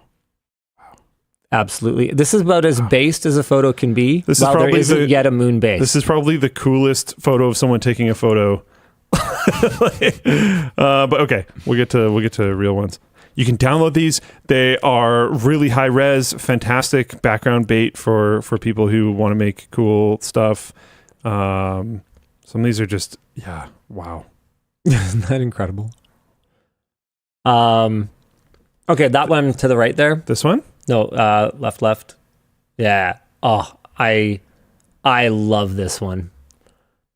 That is so just like OLED friendly background. Yeah. Wow. Maybe there's a little bit too much contrast along the bottom left, but still. Oh, that's so cool. There's a recreation of the iconic Earthrise photo from Apollo 8. It's yeah. Hold on. This one. They're very similar. I mean, they were taking a lot of photos. This one's specifically called out, is it? But yeah. Here's an eclipse shot. Oh man. So good. So cool. So good.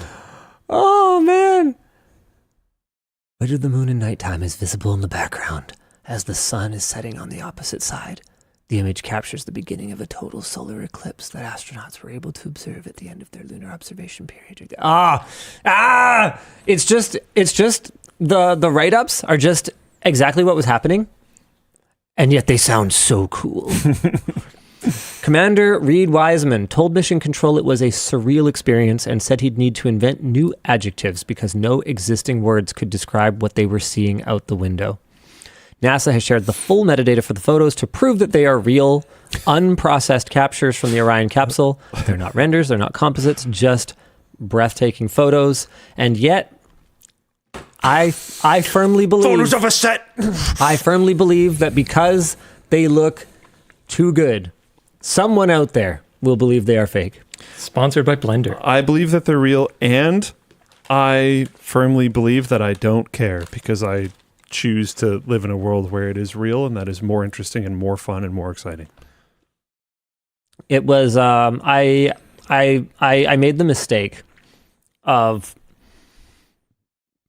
watching a small amount of a reaction video of someone watching a stream of some flat earthers watching the launch and like talking about how they were faking it and Faking the launch? like yeah, of course, Just go. because a rocket launch has to be fake if the Earth is, you know, flat and stuff. You can see it from so far away. And you can go not that far away. Dude, they start talking about like how many camera angles there are and how many cuts there are to conceal like the, I don't know, the set or like the fakeness of it. They cut that. It's like, you know how many camera angle cuts there are in a soccer game? Does that mean nobody has ever played soccer? What are you even talking about? Like it's watching these people twist themselves into mental gymnastic pretzels to continue to believe something that is just so obviously not true. Like you can just... Do you think any of it's bait? I wish it was. I feel like some of it's got to be bait.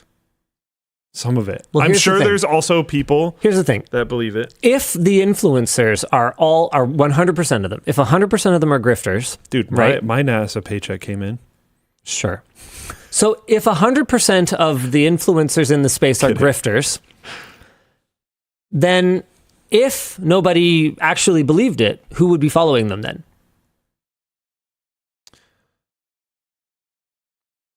Like I'm saying, even if the people who are most active in propagating the conspiracy theory are in on it, Okay.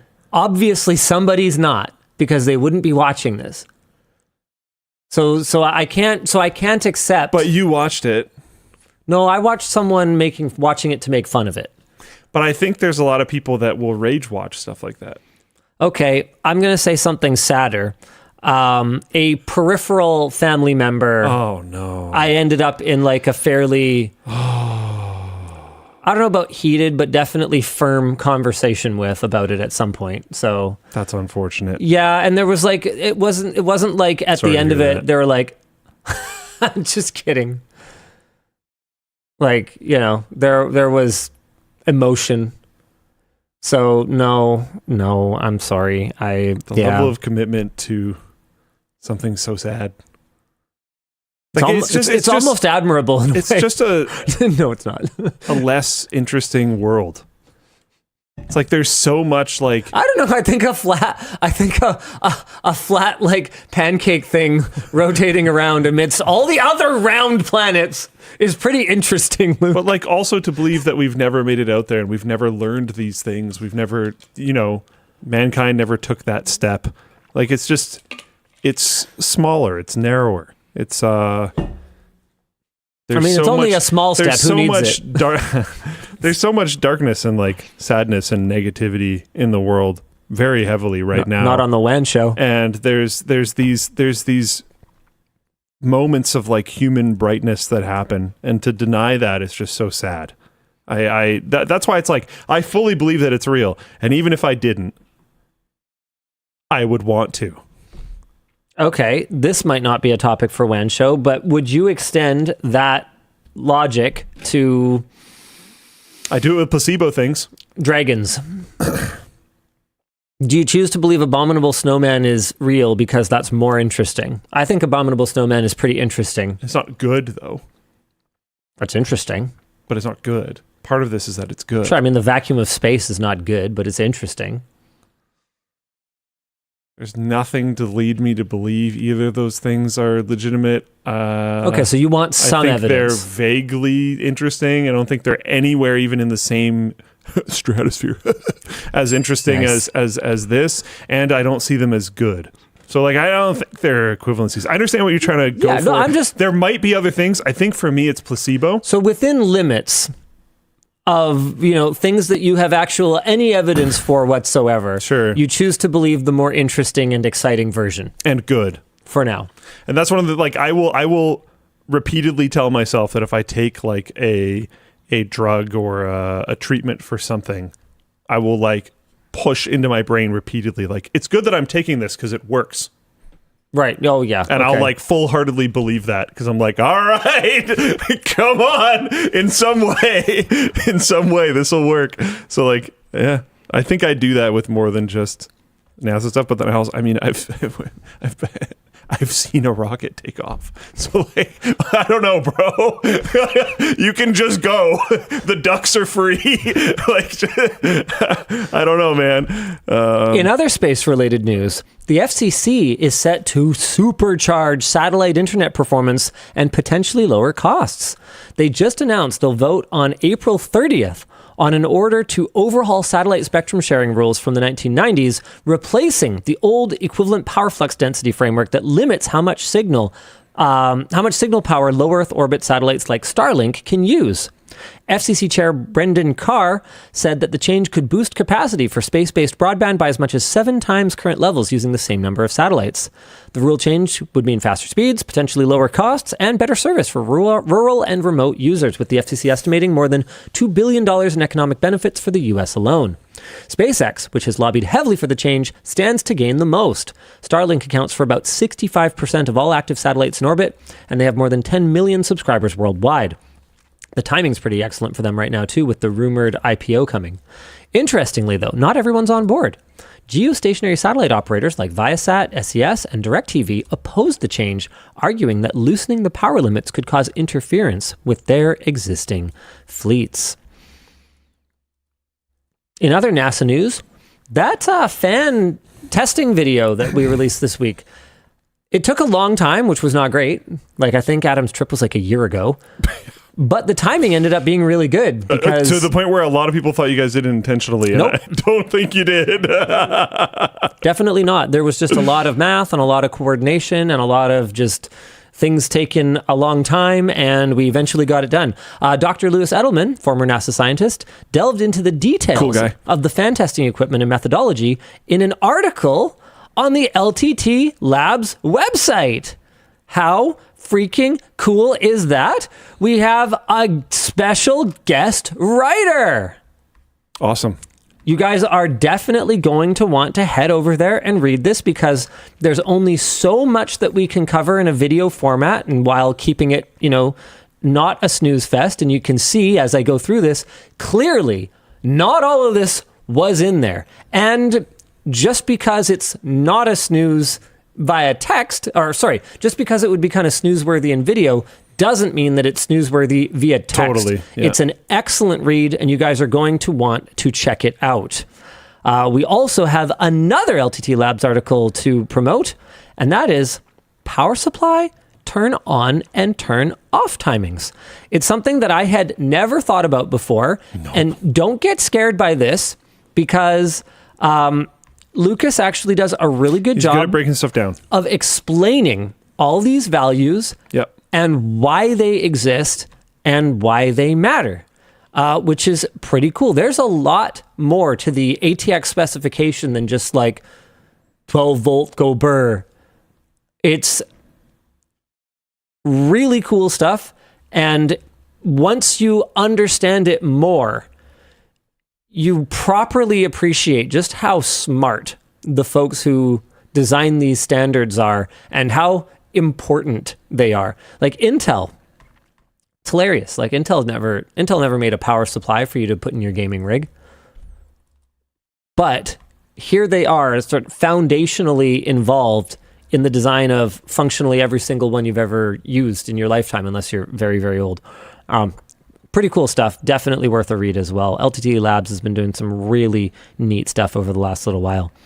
Anyway, our discussion question is, have you ever made a really poor fan placement decision in a previous build that this video from the collaboration with NASA would have prevented? I don't think so, but mostly because I haven't had a lot of builds that had glass in them. Mm-hmm. There are a ton of cases out there that this would have actually potentially impacted where I put my fans, but I haven't built in a lot of them. The only case that I've ever had that had like front panel glass is the one that I currently have, and there's no fan slots there. I think for me, it's less front panel glass and it's more bottom intakes. There have been many cases that have short enough feet, no feet, yeah, that their bottom intakes, now that I understand how much spacing we actually need, simply just are not intaking air efficiently. That doesn't mean that I wouldn't still put the fans there, but I might not rely on them as much. I might opt for a different configuration of the fans in the rest of the case, knowing that those ones in the bottom are not really drawing in that much air. Or I might run them at a lower speed, knowing that they're going to have an outsized effect on the overall noise of my system because of all that turbulence in their intake. Mm-hmm. I am trying to find something. Sorry, give me a second. Now it's time for a turbulent message from our sponsor while he looks that up. Nice, perfect.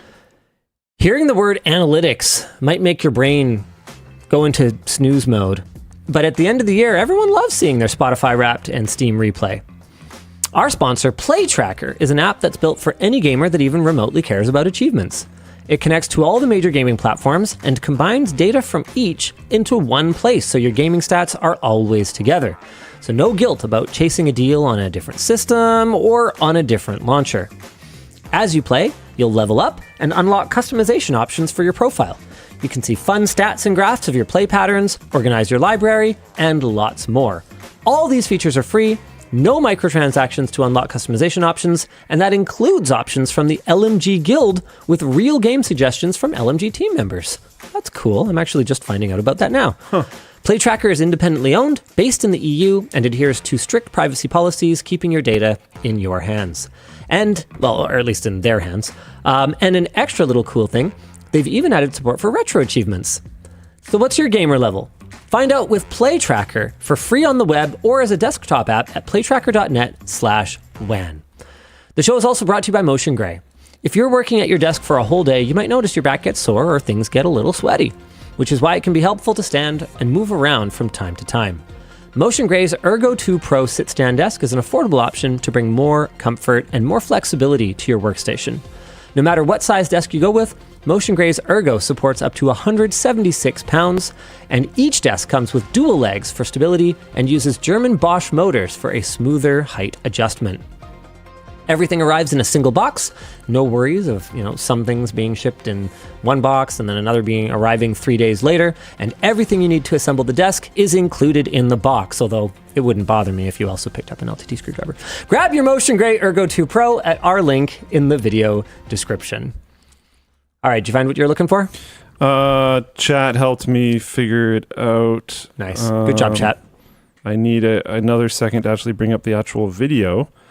But we're talking about power supply timings, and it made me think of a video I watched recently from Lori Wired, which is this one. Your RAM has a 60-year-old design flaw. I bypassed it. Oh, that was sick. I watched that recently, too. This is incredible. Amazing video. It's so awesome. I didn't know it worked this way. I don't want to go way too deep into it, but the storytelling is really good. Her work is really good. I personally like long format videos on YouTube. It's just an awesome watch if you're into that kind of stuff. Cool. Usually I'm pointing you guys for these types of things to the Labs website, and you should go check that out for the NASA fan video and the power supply timings thing. But you mentioned timings, reminded me of this amazing video. I don't want to spoil too much of it, but yeah, a very, very old design constraint from like when we were trying to figure out how to do PC memory has your RAM modules effectively like kind of turning off so capacitors can recharge and then turning back on. And that is technically a performance loss. And then diving into like why that is required and blah, blah, blah, blah, blah. It's a very, very good video. I don't want to say too much, but check it out. It's fantastic. Is this the one where it involved having multiple copies of the same data on the RAM and then hitting the one that had the lowest latency or something like that? Or was that a separate RAM I think that's a article separate this thing. week? Oh, okay. Dan, do you remember? I'm pretty sure it's a separate thing. It might be a cool. separate thing. It's incredibly complicated. There were like 2 copies though, but I don't know. Yeah. Sorry, one of the top comments is randomly absent memory, and I just think that's really funny. They got to play with trains. Yeah. It's cool. There's been a lot going on. It's not that old a video. It's only 3 days old. It feels like I watched this weeks ago. I would have said like 2 weeks. There's been a lot going on. So I don't remember all the details super, super well, but it's a great video, and I just really recommend checking it out. All right, cool. Anyways, that's it. Hey, in other good news, it's real. The 5 terabyte Google One upgrade. Google has bumped Google AI Pro subscribers from 2 terabytes to 5 terabytes of cloud storage at no extra cost, with the $19.99 per month price staying the same. The extra space works across Gmail, Google Drive, and Google Photos. This only applies to AI Pro subscribers. Standard Google One tiers haven't changed and will start at 100 gigs for $2 a month. Google announced it on April 1st, which had some users wondering if it was a joke, but VP Shermit Ben-Yair confirmed it on Twitter. Part of me kind of goes, yeah, are they just trying to get more of your data? It's like, yes. But also, if we were going to have to pay for it for them to get more of our data, at least I guess they can get more of our data, which is I know nice. It's expensive right now, but home labbing is sick. Yeah, but hey, we so rarely find a subscription service these days that is just...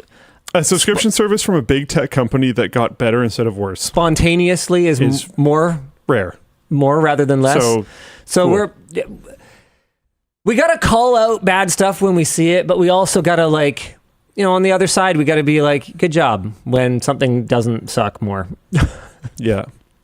Say the past said, heads up though, home lab is an enormous rabbit hole. Yeah. Oh yeah.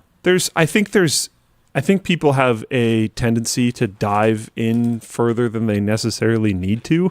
And I think you can start with home labby stuff without really going way too hard. And there are content creators out there that can help you not dive past either your capabilities, your desire to invest time, or your desire to invest money. You can do it in simpler ways and cheaper ways. You can turn anything into a dick measuring contest. So and just home don't. lab is for sure one of those. I have so many AI GPUs in my house. I don't even use them because I just... And that's cool. They were for other people. You just don't have to. You don't have to do that. You can keep it pretty simple. Yeah, you don't have to do that. Do not do that. Hey, you know what? I'll save this one. Our last big topic, neural compression, speaking of AI, is coming for your VRAM, and both NVIDIA and Intel are racing to ship it. They both showed off new neural texture compression tech this week. NVIDIA's approach, neural texture compression, NTC, had their demo showing VRAM usage dropping from about 6.5 gigabytes with traditional compressed textures to just 970 megabytes. Oh. All while keeping image quality close to the original. The core idea here is instead of using traditional block compression, which chops textures into small blocks and approximates them, NTC uses a small neural network that learns a much more efficient compressed representation of the texture data and reconstructs it on the fly during rendering. Yeah, I'm a little skeptical too. I'll need to see it in action. Just relax. Okay. Your brow furrowing. I can feel it from here. Meanwhile, Intel's approach, Texture Set Neural Compression, TSNC, had Intel showing 2 variants. Variant A delivers up to 9 times compression with minimal quality loss, they say around 5% perceptual difference, while Variant B pushes to 18 times compression but starts showing artifacts. Intel's approach works at the texture set level. Instead of compressing each texture individually, their system looks at all the textures for a material together, colors, normals, roughness, etc., and trains a neural network to learn patterns across all of them at once. At runtime, a tiny AI model reconstructs the full set from that compressed data. If these results hold up in real games, the practical impact could be significant. Smaller installs, lighter patches, and more headroom for higher quality assets on the same GPU hardware. NVIDIA also showed a companion technology called Neural Materials. Instead of storing tons of texture channels and running heavy shading math, it encodes material behavior into a compact representation that a small neural network decodes at render time. In one example, a 19-channel material setup was reduced to 8 channels with a 1.4x to 7.7x improvement to render speeds at 1080p. Our writer says, I had to look up what channels meant in this context. I'm going to drop a definition here in case you need it. Channels are the separate texture layers that make up a single surface, like color, roughness, normals, metallicness, etc. One key distinction, guys, this is very important. This is not DLSS 5. DLSS, as far as we can tell, works at the end of the pipeline on the final image. There's a little bit of muddying of the waters there lately, so let's see what DLSS 5 actually ends up being. But as far as we can tell, that's what it is. These neural compression techniques are embedded deeper inside the render engine, handling specific tasks like decoding textures and evaluating materials rather than acting as a big Instagram filter at the end. That distinction matters because both developers and players had something of an extreme reaction to the effects of DLSS 5 on the original artistic intent. And now layer these two things together. Like, how far can we stray from the original vision? Well, it depends. If the original vision is for them to use this at the start, then I guess it was the original vision. Maybe, but this is even like, okay, fair enough. But I don't know that that's happening. And also, it's going to be inconsistent for each user. I won't know that until I see it. I want to see it. Like, if this is something where I end up with like boiling on every texture in my game or something like that, then obviously I'm going to be pretty against it. I'm Layers and layers of interpretation is a bit of a scary thing. I wasn't sure that DLSS super sampling or super resolution, or sorry, not super, whatever the stupid upscaling. I wasn't convinced that DLSS was ever going to be something that I'd want to turn on. 4.5 is something I would turn on without hesitation. So while I fully understand and I'm on board a lot of the hesitancy and a lot of the skepticism around NVIDIA's marketing of their DLSS various technologies and AI various technologies, I'm going to take a wait and see approach. Yeah, I mean, I'm going to wait. I'm going to see it because it's going to happen. Nothing else really matters. Exactly. There's nothing else that really matters. Like, there's nothing you can do. It's not like I can call Jensen and be like, hey, that thing you were working on, stop it. It's bad. Just stop the presses. Yeah, Forget it. We don't like it. Turn it off now. It feels like a telephone game problem. Oh, sure. Garbage in, garbage a out. Pretty intense telephone game. And problem. how many layers of garbage in before all we could possibly get out of it is garbage? Yeah. It's a good question. Yeah. But we'll see. Have you seen that, like, looking at the Ubisoft logo from the side thing or whatever? Maybe. Yeah, Oh, where yes. it's a turd. Yes, I have. Intel says that an alpha SDK is planned later this year, while NVIDIA hasn't given a specific timeline, but is framing this as part of its broader neural rendering roadmap alongside DLSS 5. Right now, it's hard for me to reflexively hate on anything that makes it so we don't need quite as much RAM. I guess I'm just concerned. You should be.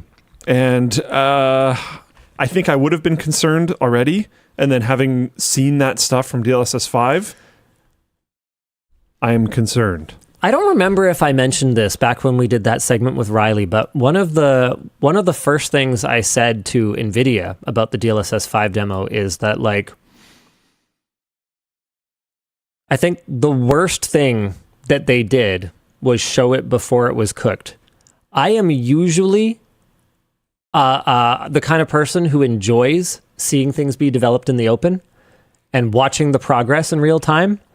In this case, I think they did so much harm and so much damage to what maybe will end up being better than what we saw by showing it to us in that state, because it's not like this was on the verge of launching. It's not like it was going to launch in a week. Yeah. Like it's months away. Oh, Rod said they're sharing DLSS 5 demo at PDX Land tomorrow. Oh. Interesting. Okay, well, Rod, are you going? I assume you're going. Are you gonna report for us? You can be our correspondent. Yeah, you can be our DLSS eye in the sky. Yeah. He says, I'm at the LAN. Yeah. Heck yeah. Why aren't you playing video games, bro? You're watching WAN Show for crying out loud. I mean, I'm not convinced it's about the video games for Rod. I think he's more about the community. And the computers. And yet, somehow, he doesn't manage to come up and play softball with us last year. He came to Whaleland. Yeah, but he didn't come play softball. Do you know how many times I asked him to come to softball? That guy. He's coming to the next whale land, Can't take these guys anywhere. I think. Tarkov right now. Have one in the background. Nice. Solid. All right. You know what? I'll allow it. You know what else I'll allow? Wow, that's bold. I know. That's pretty based, actually. Very bold. True gamer. Verified actual gamer. Doesn't even need footsteps. Viewer Wolfgang has the solution to my Xbox pairing issue. Remember I was saying I had Xbox pairing issues? Yep. Apparently to fix it, I just need a bare metal Windows install, and I have to use that to update the controller firmware in the Xbox Accessories app. They apparently tried it in a VM, and even that didn't work. And of course, you also have the Xbox app installed and signed in, so you can download something called Gaming Services, and after updating the firmware, his paired flawlessly. So I just want to take a moment to call out any company that requires me to own more of their products in order to update the firmware on their products. It's bad. Apple folks always get mad at me about this when I say it is completely unacceptable that I have to buy another Apple product in order to update the firmware on my AirPods. And they say that it's some kind of double standard. It is not a double standard. It's unacceptable when Microsoft does it too. I already paid like 70 Canadian dollars for your controller or whatever they are these days. Yeah. I should be able to maintain them perfectly fine on any platform. Period. I agree. I'm going to jump back to the graphics AI topic for a quick sec. I find it very interesting because usually I'm a proponent of don't jump down people's throats so much or else they just won't talk to you again in the future. But I find this one really weird because we have like Disney and they came out with their like Star Wars animals thing. That was horrible. And then DLSS 5, and I just keep running into, there's been other examples as well, I just can't really think of them off the top of my head right now, which is like, why are you showing me that? Yeah. Like the Disney one especially was just like, what? Like you thought this was cool? Like if they what had are just you talking about? If they had just used some AI in the background and then done all, the other work that they would do, and it was just in a movie, probably no one would have noticed or said anything about it. Look at Arc Raiders. Here, Disney AI demo awful. Here, it's just so bad. Like it's the like audacity to be like, yeah, this is awesome. It was wild. Yeah, you guys remember this? Like I do. What? And I'll remember this for longer than I will remember them doing something cool. Yeah. It's just kind of weird. Strange. Anyways. Oh man, I forgot how horrible these were. They're so stupid. They're so bad, yeah. They're just so dumb. Yeah. Jeez. All right. Anyways, it's time for After Dark. Dan, let's do this thing. Good gravy. There's a lot of checkout messages today. They love those leggings. I've been asking for them every week for years. The leggings are moving. Okay. Oh, yeah. All right. Let's do it. Sweet. Okay. Here, this is one of those things. We would love to have more of those products. Do you imagine that the Creator Warehouse team, which is predominantly women, would like to make more products that they could wear at home? I do. Yeah. And we've given the opportunities. But we need your support. We need our 97% male audience to evangelize these. And normally I don't ask you guys to do that. I don't want your charity. Tell them it has pockets. Like Tell them it has 7 pockets. You guys don't owe me any favors. But if you love the products on sort of the men's side and you want us to have any shot of accessing a women audience and bringing that quality and bringing that care and attention to detail to women's products, I'm going to need your help this time. That's all there is to it. And it looks like you guys are responding to that. And once these, like seriously, we've actually moved quite a few of them today. Once these are in people's hands, leave a review and don't sugarcoat it. No. Leave an honest review because real. That's what we want. So that you can help guide people. And if we did a bad job, then hey, we'll take that and we'll go back to the drawing board. But I don't think we did a bad job. So if we did a good job, then say that too, and we can build some momentum on this. All right. Well, how many did they get? 2 leggings. Excited these are out to share the LTT quality with my wife. What are some tech-related hobbies that your significant others have been interested in?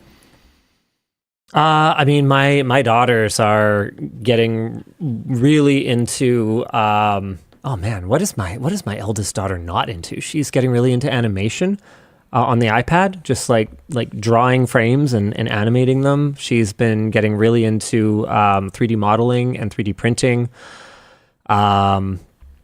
She definitely still has some, so she understands 3D printing a bit and she understands 3D modeling a bit, but she's just now starting to model things and then 3D print them. And so the one that she was trying to print last night, the one that I started again at like 2 a.m. or whatever, was a third attempt because it just was like not very optimized. So that's something that is really exciting to see her learning. Oh wait, significant others. Sorry, I thought you meant, I read it as other significant people in my life, so I went straight to my kids. Tech-related hobbies Yvonne's into. I mean, she loves like her Cricut, anything to do with like vinyl plotting, like 2D cutting. The carpet thing? Yeah. She hasn't actually used that much though. Whereas like the Cricut, she's used a lot. Like she did a bunch of signage for Smash Champs on the Cricut, and it's like so pro looking you would never know. But she like hand aligned all of it, and she was like, "Oh, I think that one's way off." I'm like, "Don't touch it. It's no one will ever notice. It's fine." She's just like that though. I'd say the Cricut is probably the biggest like tech thing for Yvonne that she's like dived into. Cool. Was this both of us, or was it just you? Yeah. Tech stuff. I mean, she got into streaming for a bit there. She did. Plenty time. She liked streaming. That was fun. She's been knitting. Okay, not tech, but sure. No, I know, but I'm saying like she's gone away. I mean, at a time that was technology. Trying to think. I don't think she's been super into tech stuff in a while. She's pretty good with it, actually. Yeah. Like we recently kind of like moved back in from the reno. Her computer's not set up yet. It's all sitting there, but just hasn't really like bothered to plug it in. And the other computing that she's done is like she used a laptop for a short period of time just to like make a Google Sheet for my mom, and then got off the laptop again and didn't touch it again. So I don't know. Hey, didn't she do some stuff with like vibe coding or something? Okay, yeah. There you go. You got that. For like her old job or something like that, right? Yeah. She took like oh man, I'm going to describe this really poorly, but there's like actually a lot of variants of products when you're in glasses, because it does like when you're trying to check the person out, basically. Yeah. Like, does it have this type of coding? Oh my God. Does it fair? Does it have this type of coding? Does it have whatever? Who knows? Various. Is it a bifocal? Is it not? Is it all these different types of things? So, and then you have to try to figure out what the pricing is going to be for the person. So when you're like trying to tell them what it's going to cost if they get various things, she built this like form that could help you flow through that a lot more easily. Oh, that's cool. And that was a little bit ago, but she was quite successful with that. And she was actually quite successful with maintaining that, which can be really annoying. And she had some frustrations with it because it's really annoying. But this was a bit ago when it was worse. So yeah, that worked pretty well. That was actually what really sold me on people who have never even looked at code before being able to vibe code things. I remember you talking to me excitedly about it. It was like, very impressive. Like this is something. Yeah. I don't know what it is. And it is now a tool in her belt that she has, which I don't think she's really used since then, but it's available. It's there. And she has the confidence to do it, and it's just going to be better for the next time, which is pretty cool. And it's one of those scenarios where like no one lost a job from that. They were never going to hire someone to do that. Nope. It was never going to happen. Nope. It just made people's lives dealing with that system a little bit better, which is like cool. Psychoma asks if Yvonne used the laser cutter from her tech upgrade. I've used it. I made her a Mother's Day present with it. Like laser like cork, like heat pads for like hot pots and stuff. Cool. That just say, "I love you, Mom." They're from the kids, but like I did all the work. They just like picked whatever I, yeah. And then Noki says, knitting isn't tech. Yvonne got that by the mirror. That's an embroidery machine. And they have been using that. I just sent Dan a picture of a pretty cool project. Dude, it's cool. There's like open source communities for knitting. Because they like share their patterns and stuff. It's like actually sweet. It was really interesting to see how much crossover there is, but yeah, life is strange and it's cool. Go for it. I'm assuming you guys were talking about like this kind of tech. Or actually, wait, hold on, don't show it just yet. Let me just double check something really quick. G2G. And she's been getting into like different blends of different yarns and all these different things. And it's cool. It's pretty sweet. It's not for me necessarily, but it's pretty sweet. I'm excited about the output. Dan? Yeah. Anytime. Okay. Yeah. Yeah, so this was done on the embroidery machine. She made that? Well, I mean, everything else was done on the sewing machine. But yeah, she's super into making stuffed animals right now. And then the eyes were done on the embroidery machine. That's pretty sick. Yeah, this is a gift for a family member. That's cool. Yeah. She makes them from just fabric. We're at a wee bit of a distance, but I would just believe that was a product. Oh, yeah. Yeah. Oh, like yeah. It looks great. Yep. That's awesome. Yeah, pretty cool, hey? That's really cool. Noki. Firefox, gimme. I mean, you can commission one. I've told her I think she should sell them, but she's mostly just interested in making them for fun. If she made a little Firefox that actually looked like the Firefox logo's Firefox, that would probably slam. For it to be worth her time, it would have to be pretty expensive. They take a long time. It's a hobbyist thing for sure. Yeah, well, everyone watching on Floatplane is using Firefox. I know they are. There's a lot of Firefox Every users. one of them. Yeah. Hit me, Dan.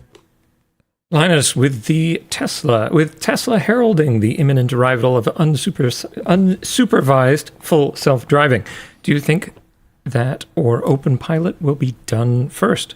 Which would you rather have, all else being equal? I mean, I'd rather have the version that Tesla's been promising for all this time. Unfortunately, hold on.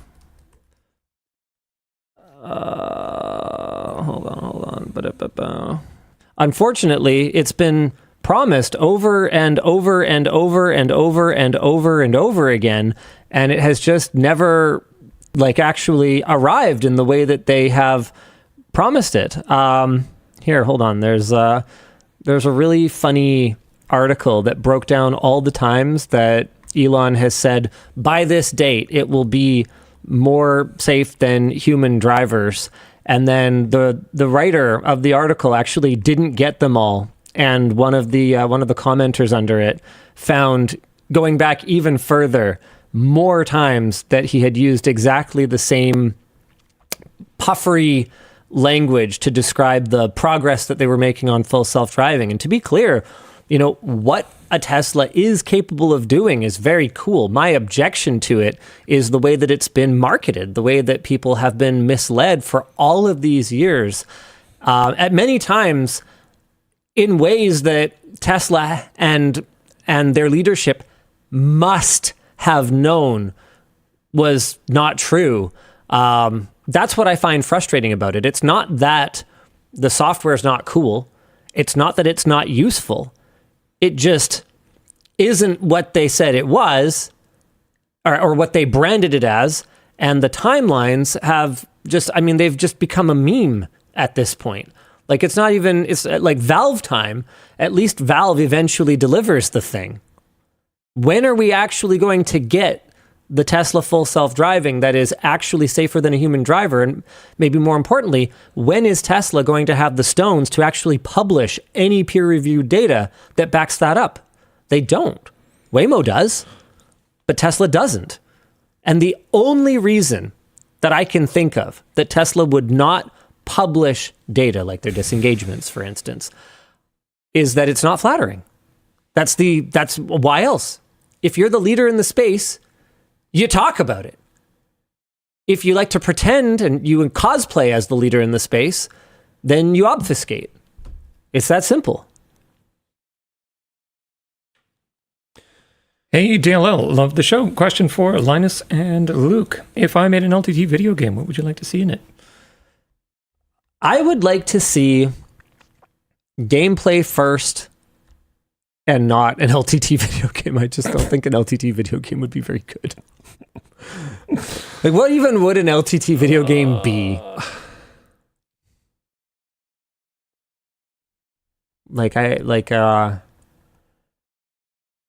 I'd see something like PC Building Simulator, like a simulator type game, maybe. Is it what was that name of that game? Video PR Crisis Management Simulator. That makes sense. Video game creation simulator or something. What was that? Game Dev Tycoon. Oh yeah, okay. If it was like Game Dev Tycoon, but PewDiePie already has YouTuber Simulator though, so like, what the heck else is it that I do exactly? Than that. Game Dev Tycoon isn't just the like game dev version of YouTube Simulator. It's different. You could like Game Dev Tycoon it, but with YouTube channels, and it wouldn't even technically have to just be tech, and that's how you can get away from it being LTT based. Is it could just be YouTube channels? Now we're getting a little bit closer to YouTuber Simulator, but it's still different. I swear, it's still different. Noki points out that we already made an LTT video game. Hold on, here it is. Yep. Well, we also had Linus Jump, which I don't think there's a lot of like footage of easily findable. That was pretty cool. But Linus Jump was actually pretty sweet for the verified actual gamer program. Yeah. All right, Dan, hit me. Hi, Linus, Luke, and Dan. Looking for the best thermal adhesive to apply Rocket Cool copper IHS to a 12700K. Any other advice? Found a working chip on 3bay. Just use the E. Just need to assemble. Also, how's your Steam build? Here's my question for you. At this point, why put an IHS back on a CPU? Yeah. Go bear die? Maybe? Yeah. Based. If it's working, just... Man, what would I use? I'm trying to remember. Does Intel solder them? I haven't felt the need to delid an Intel top tier chip in quite a while. I'm sure Roman, Der Bauer would have a video for you, but does Intel solder the 12,000, excuse me, series chips? That's what I would probably want to know. Yeah, oh man, if they're soldered by default, almost anything you put on them is not going to be an upgrade. I mean, doesn't Rocket Cool have a guide for how you're supposed to assemble their copper IHS? I would just raw dog it, bear die, personally. Be fast, be cool. Products, here we go. Instructions. Here, I'm gonna do the research for you. 12th gen instructions, delid, relid. Hairdryer to soft. This video is unavailable. What the Really, you guys? Okay, well, I can see what the problem is then. Artemis II suggested in his suggestions, let's go. Yeah, I would check out Der Bauer's channel. He would almost certainly have something about that. But He's gotta. See, people are saying liquid metal, and that would be maybe the most effective, but it would be pretty dangerous to apply there when you don't have a way of... I wouldn't trust just silicone gluing an IHS back down and hoping that I have enough contact for liquid metal, personally. PTM would be safe. I don't know how good it would be in that application. And I say PTM 7950 is the one I mean. Yeah, from LTTStore, we have that. It's a good thermal pad. But the honest truth is I just don't know if it's the best for that situation. Sorry. Hey, LDL. Been a fan since I was a kid. I was tasked with making 1 to 2 million photos be viewable to far away elderly family members. Considering Google Photos or a home lab solution, what would you suggest? Oh my God. Well, it depends. Do you my want a reaction. fun project?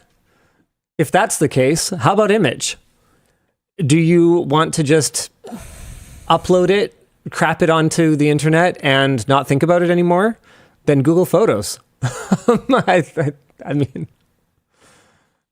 Depends. I know like some people really seem to hate helping family members with tech stuff, and them being far away. I don't know how compatible it is for like, are you awake when they're awake? Like if they're having a trouble viewing your home lab thing, is it going to be okay? Now that doesn't mean that they're going to have no problems with Google Photos, but the blame shifts. So kind of up to you. I do wonder what the cost for storing 2 million photos into Google Photos would be. I'll be right back. Goodbye. Bye. But yeah, I don't know.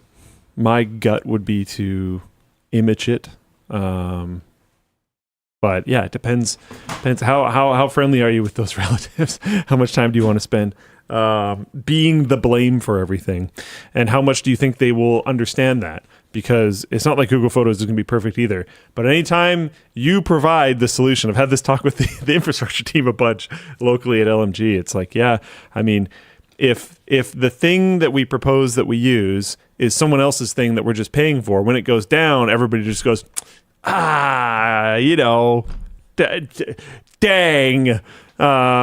If it's our thing, if we're self-hosting it, whatever else, and it goes down, then people get angrier, I find, and specifically at you, which is rough. So, yeah, are they that type of person, or are they going to be supportive of you trying to do it yourself?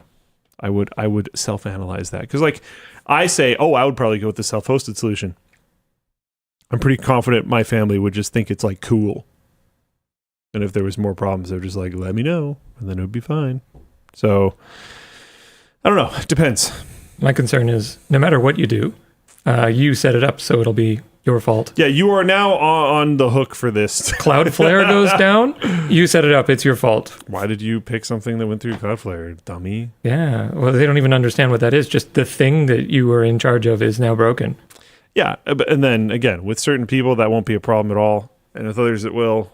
I would try to analyze which they might be and go from there. Print them out and just mail them. Have a requesting service where they can just get tons and tons of boxes full of all the photos at any time, and people just ship them around to each other. What about just having an external drive with them and like a sync thing so that you can just like give them to them, like mailing it with extra steps? We had to data transfer a ton of videos back in the day from DankPods, and it was faster and more efficient for him to just mail us a drive. What is it, the pigeon per second kind of thing? Like pigeons and truck? What is the data transfer rate of a... At some level, it becomes faster to duct tape micro SD cards to pigeons. What is the meme? What is the data transfer rate of a... What are those old Oldsmobiles that had the wood paneling? They had like a name. Buick. I don't know. I think it was Oldsmobile. Station wagon. Yeah. What is the data transfer rate of a station wagon? A lot. A ton. It's these days days even more, because now we have 1 terabyte micro SD cards. Yep. You fill up a station wagon with one of those. Oh yeah. With all of those. Sorry. And you are moving data, dude. Yeah, you can't. Dang. I think that's why, like, Backblaze, part of their recovery system is we'll just ship you like a box of hard drives. Yep. Is there a discussion question we can do? No, I'm looking for one. How about this one? Hey, Loop, Linus, and Laniel, what would you say are some examples of lower power tech that has far exceeded your needs and expectations? What on earth is lower power tech? I think I can interpret this in a few ways. I think one of them is a bit of a cop-out because I'm looking at it right there. But the Neo, it's a phone processor. I don't think that's actually talked about enough. It's a mobile phone processor. And the laptop is sweet. Like, I haven't seen a ton of people kind of pointing out, like, guys, this isn't this isn't necessarily what you'd expect in a laptop in regards to the chip. But it's really good. Also, this was not low power, but would probably be considered low performance, I guess, now. But something like a 1080, people are still rocking 1080s to play modern competitive games and doing fine with it, which is wild. The fact that people are playing even like graphically great games. People are playing Arc Raiders on 1080s and having a totally fantastic time. And the 1080 has been around. Yeah. 3 times. Oh. Ugh. No ding for that. Fine. I'm back. I'm going to turn 360 degrees around and walk away. Yeah. Nice. Yeah. Hey, it's story time. Remember you asked why I was so tired this week? Sure. So we had a trip to Virginia. Okay. We went to see a data center for, Nice. did like a sponsored video for Equinix, which was pretty cool. Cool.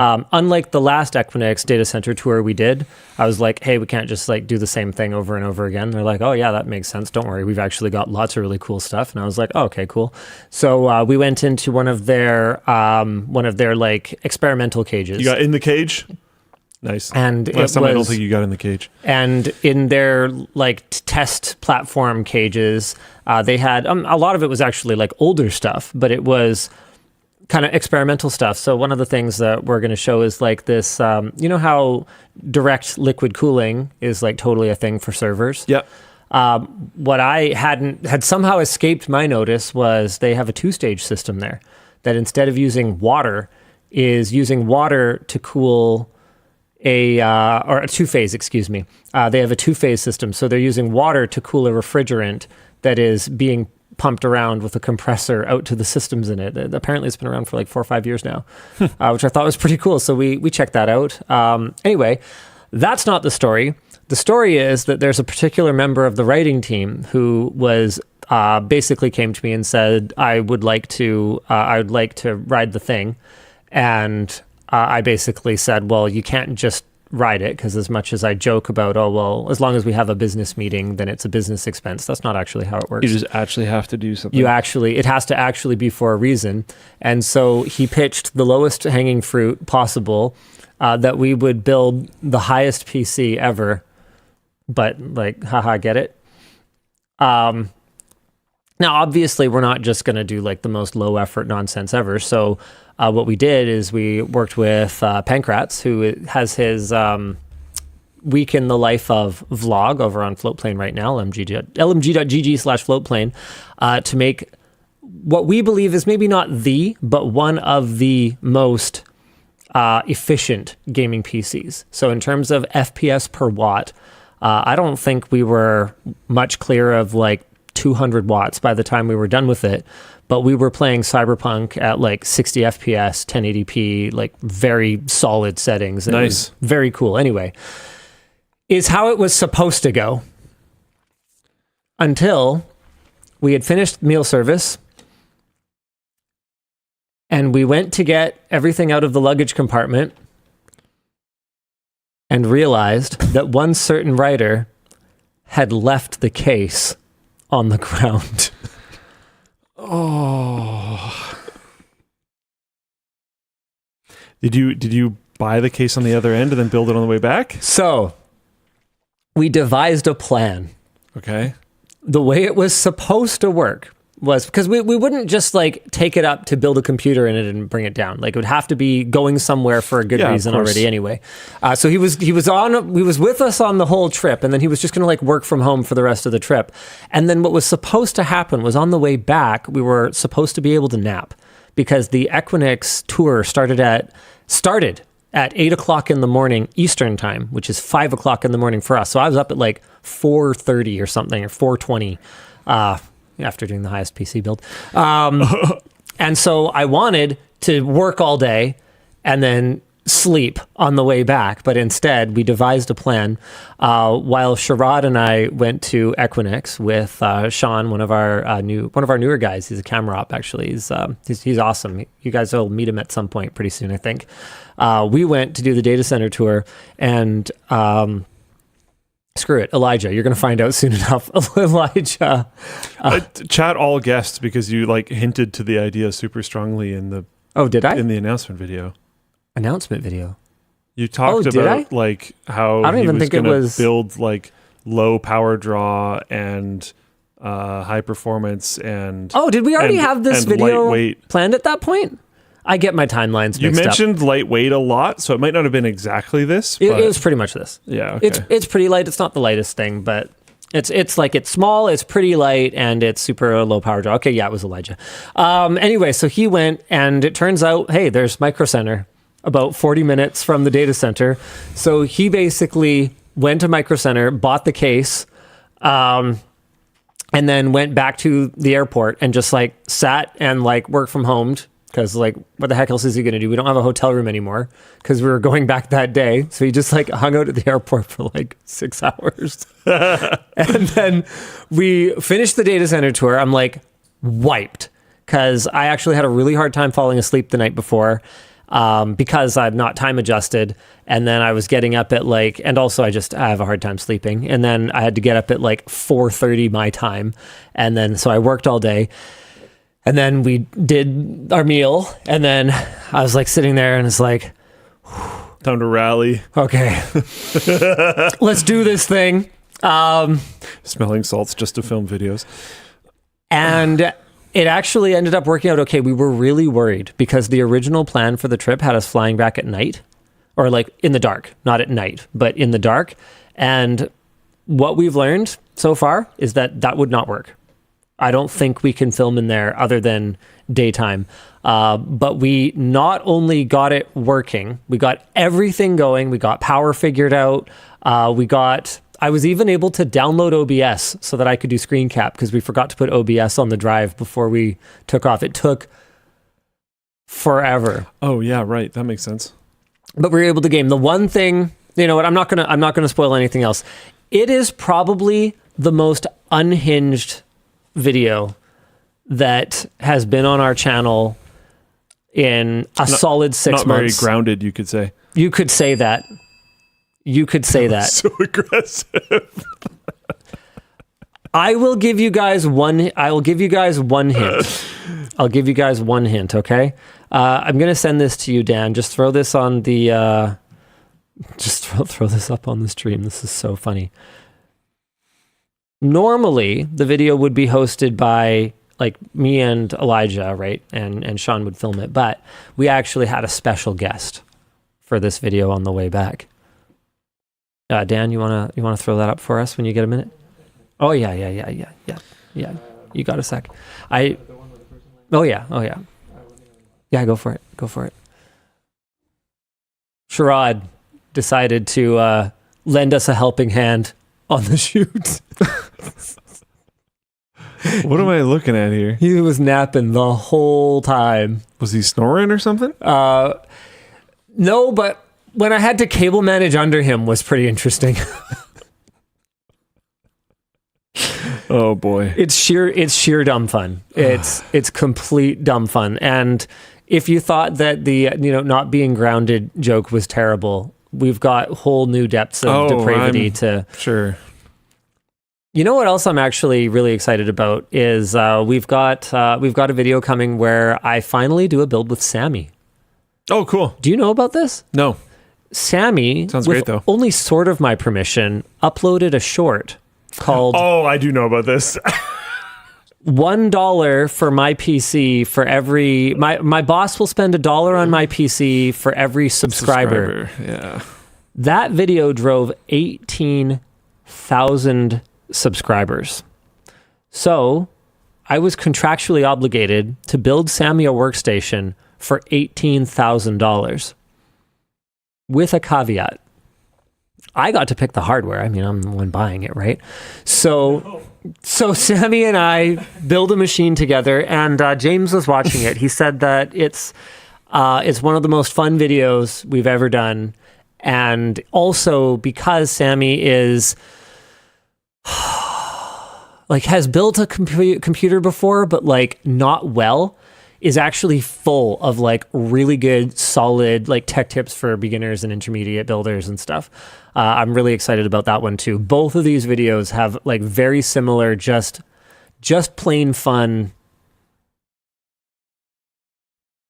energy. Is it going to happen? Just plain fun. No, I got it. I was wondering if it's going to happen. There we go. Thanks, Dan. I thought you were still talking about the Sammy. Yeah, well, no, both of them. Both of them. I think I don't know, man. We're headed into an interesting era, I think. I was looking at, what's the video that we have coming out this weekend? Let me have a look here. Train. Oh, yeah. Oh, man. Train. I think it's coming this weekend or Monday, but we had our electric chargers cut, our EV chargers cut, and the copper cord stolen. And just classic. Oh. This is like classic LTT stuff. I thought you did that for a completely different reason. No. Okay. No, this is like classic LTT stuff. Like just a thing happened in our, daily lives, and we use it as an opportunity for tech tips. We make an upgrade to the car chargers. We talk about the process. We talk about the value of the copper that was stolen. By the way, for you copper thieves out there, it's not a lot. It's not actually worth that much. Really, don't do that. It's not worth it. I was talking to this is a side quest. I was talking to Alex Dick, our logistics manager guy, and I was like, dude, what would you think of just putting a little sticker on the car chargers that's just hey, if you need it that badly, there's $10 in a tin can behind the building. Just go take it. This is not worth it, man. It's crazy. What people will do for $10. I don't know how to deal with that. He's talking generally to the YouTube audience. The Floatplane people are all like, "We've seen this. We saw this 2 days ago." He's talking about a weekend release for YouTube. Why didn't Sammy have the? I don't know. Why didn't Sammy have the early releases on the Floatplane announcements? No. Yeah. Anyway. All right. Cool. Sorry, Dan. We can go back to checkout messages. Hey, Nad is Gil and any updates on the tech house? Any fun or interesting things you want to include in the house? Oh, man. I need to go there and just kind of sit and meditate in the middle of the house for a while because it's a really weird problem. It's large enough that it has all the rooms. You know what I mean? It's got a kitchen and a spot for a kitchen table and a family room and a dining room and a living room, right? It has all the rooms and it's big enough for that. But it's not really big enough that all of those rooms are an ideal size. The kitchen is really small. Gotcha. And so to expand the kitchen, I actually think that it should get more of a condo layout, where instead of having a formal dining room and also an eating area, it should just be one. But unfortunately, because of the sunken living room, where you would do that without the floor plan just being super weird is not obvious. And now that we had to pay so much to get the asbestos removed, I don't think our hypothetical homeowner, Guy, even if I did feel like spending the money, if our hypothetical homeowner, Guy, is trying to do things on a reasonable budget, I think he's in a situation right now where he's kind of exceeded his budget. And if he wanted to expand the sunken living room or something, make a major change like that, it probably wouldn't be feasible. So I want to try to find a way to make it make sense where we don't have to make a major change, but just because the kitchen's in this corner and then you've got a really small dining room and then you've got this stairs down to the living room. And then over this way, you've got your back door, your back sliding door. So you're sort of bounded on that side. And then you've got a family room and it's well, we can't go this way and we can go this way, but unless we go this way, a lot, it's really weird. And then also, sorry, where is the dining area supposed to be? I need to sit and I need to fester on it for a while. Fester. Yeah. That's a choice. I have a short circuit hoodie and I love it. Why did you switch from cotton polyester spandex to 100% cotton on most new hoodies? Which new hoodies have lots of pockets, like the short circuit hoodie? Generally speaking, people sort of are of the mind that more Kotlin content is more better. I, like you, do not necessarily agree that it provides a better experience for me. Yes, they're trying to get away from microplastics, right? No, and just in terms of just like quality, Comfort? not necessarily even like ecological concerns. The WAN hoodie though is the closest to the short circuit hoodie in terms of having like all the fun pockets and stuff. Like here's a pocket on the arm because I don't know, there's a pocket. Here's a pocket on the chest because we put a pocket there. Here's a pocket in the back because we put a pocket there. This is sort of the spiritual replacement for that.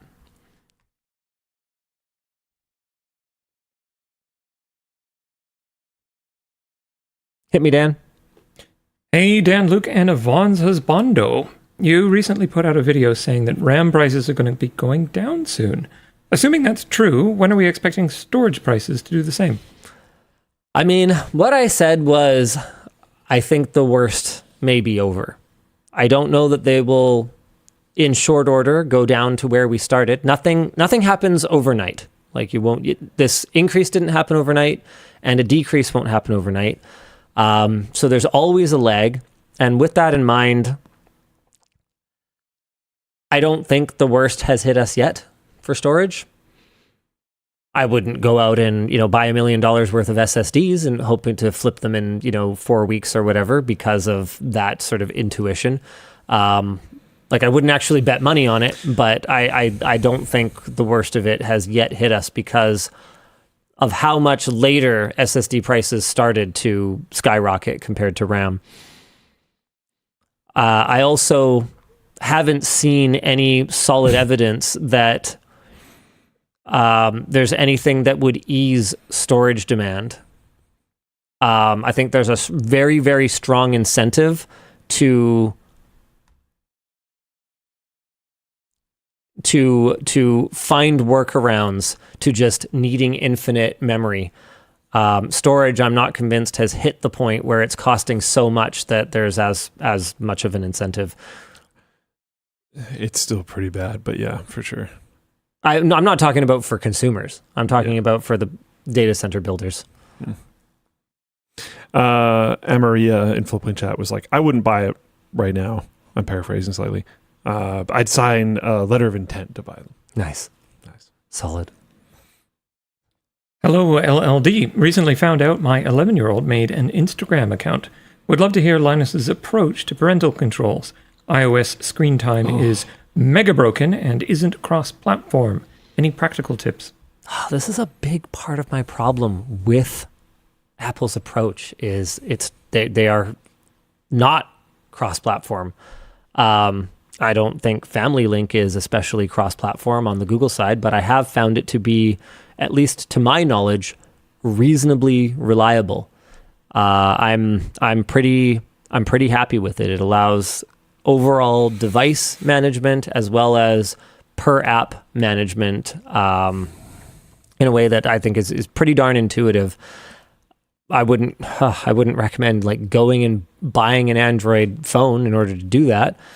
One of the things you could do is if you have a router that supports it, you could check the services that are being utilized by your kid's phone's IP. I doubt they have the sophistication at 11 years old to install a VPN to obscure which apps and which websites they're using. So that would be a way to keep an eye on it. There's always good old-fashioned grounding. Okay, you made this account without permission and you're using it after we talked about not using it. Guess what? You don't have a phone for some indeterminate period of time.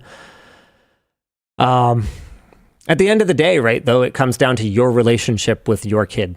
That's what you got to manage. And not even your relationship with your kid, your relationship with that human.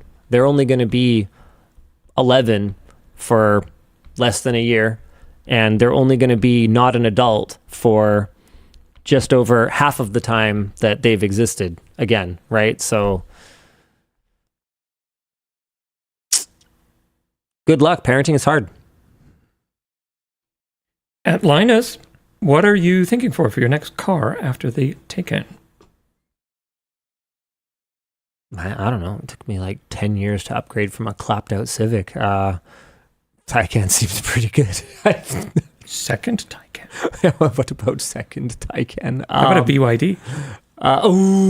Yeah. One of those 10,000 horsepower ones. Probably carry the Taycan in it. I think I could be convinced by the Yang Wang U9. Yang Wang is awesome. Heck yeah, that looks hot. Dude, have you rode in Linus's Wang yet? It's a Yang Wang, sir, not a Wang, okay? Number Wang. I don't know, it looks pretty cool, and it's not as expensive as you would think. How much is this thing? $236,000 US. Oh, man, Linus is not as expensive as you would think. Is always like, oh god. Yeah, but it's a hypercar. They cost like $2 million US. It's still, it's also USD, so it's like 42 million Canadian dollars. Hopefully not for long. It's not as much as you would expect for other vehicles in that performance class with gull wing doors, with all the like super angular styling and stuff. Like, it's priced like a Chinese car compared to the Western alternatives, but like a top tier hypercar. There's cheaper places to get Wang. State of the Path says it looks like a Corvette. Shrug. I don't think that's true. What? I don't agree with that either. Dude. C8 Corvettes? I think they look pretty cool. I unironically like the Z06 or Z6. This is the newest. 2026. Yeah, like this thing. Maybe I just don't. I don't like its. I don't like its butt. You don't like its butt? I think it looks. I like sweet. the butt. Yeah. I loved a butt. Sorry. I gotta disagree. What mid-year? Is this the 2023? Oh, no, that sorry, looks. that looks good. 2026 looks good. Yeah. Okay, I take it back. All right. Good. Chat doesn't like it. That's fine. You don't have to buy one. I also don't have to buy one. I don't think I could go back to internal combustion at this point. I don't know if my car is ever going to die, so yeah, okay. It might not matter. What would it take? I'm thinking. I'm sizing you up. Every once in a while, there will be like someone will almost T-bone me or something, and it'll flash through my head of like, oh my god, am I going to have to buy another car? what would happen? And then it doesn't happen, and I'm like, oh, cool. Car's still fine.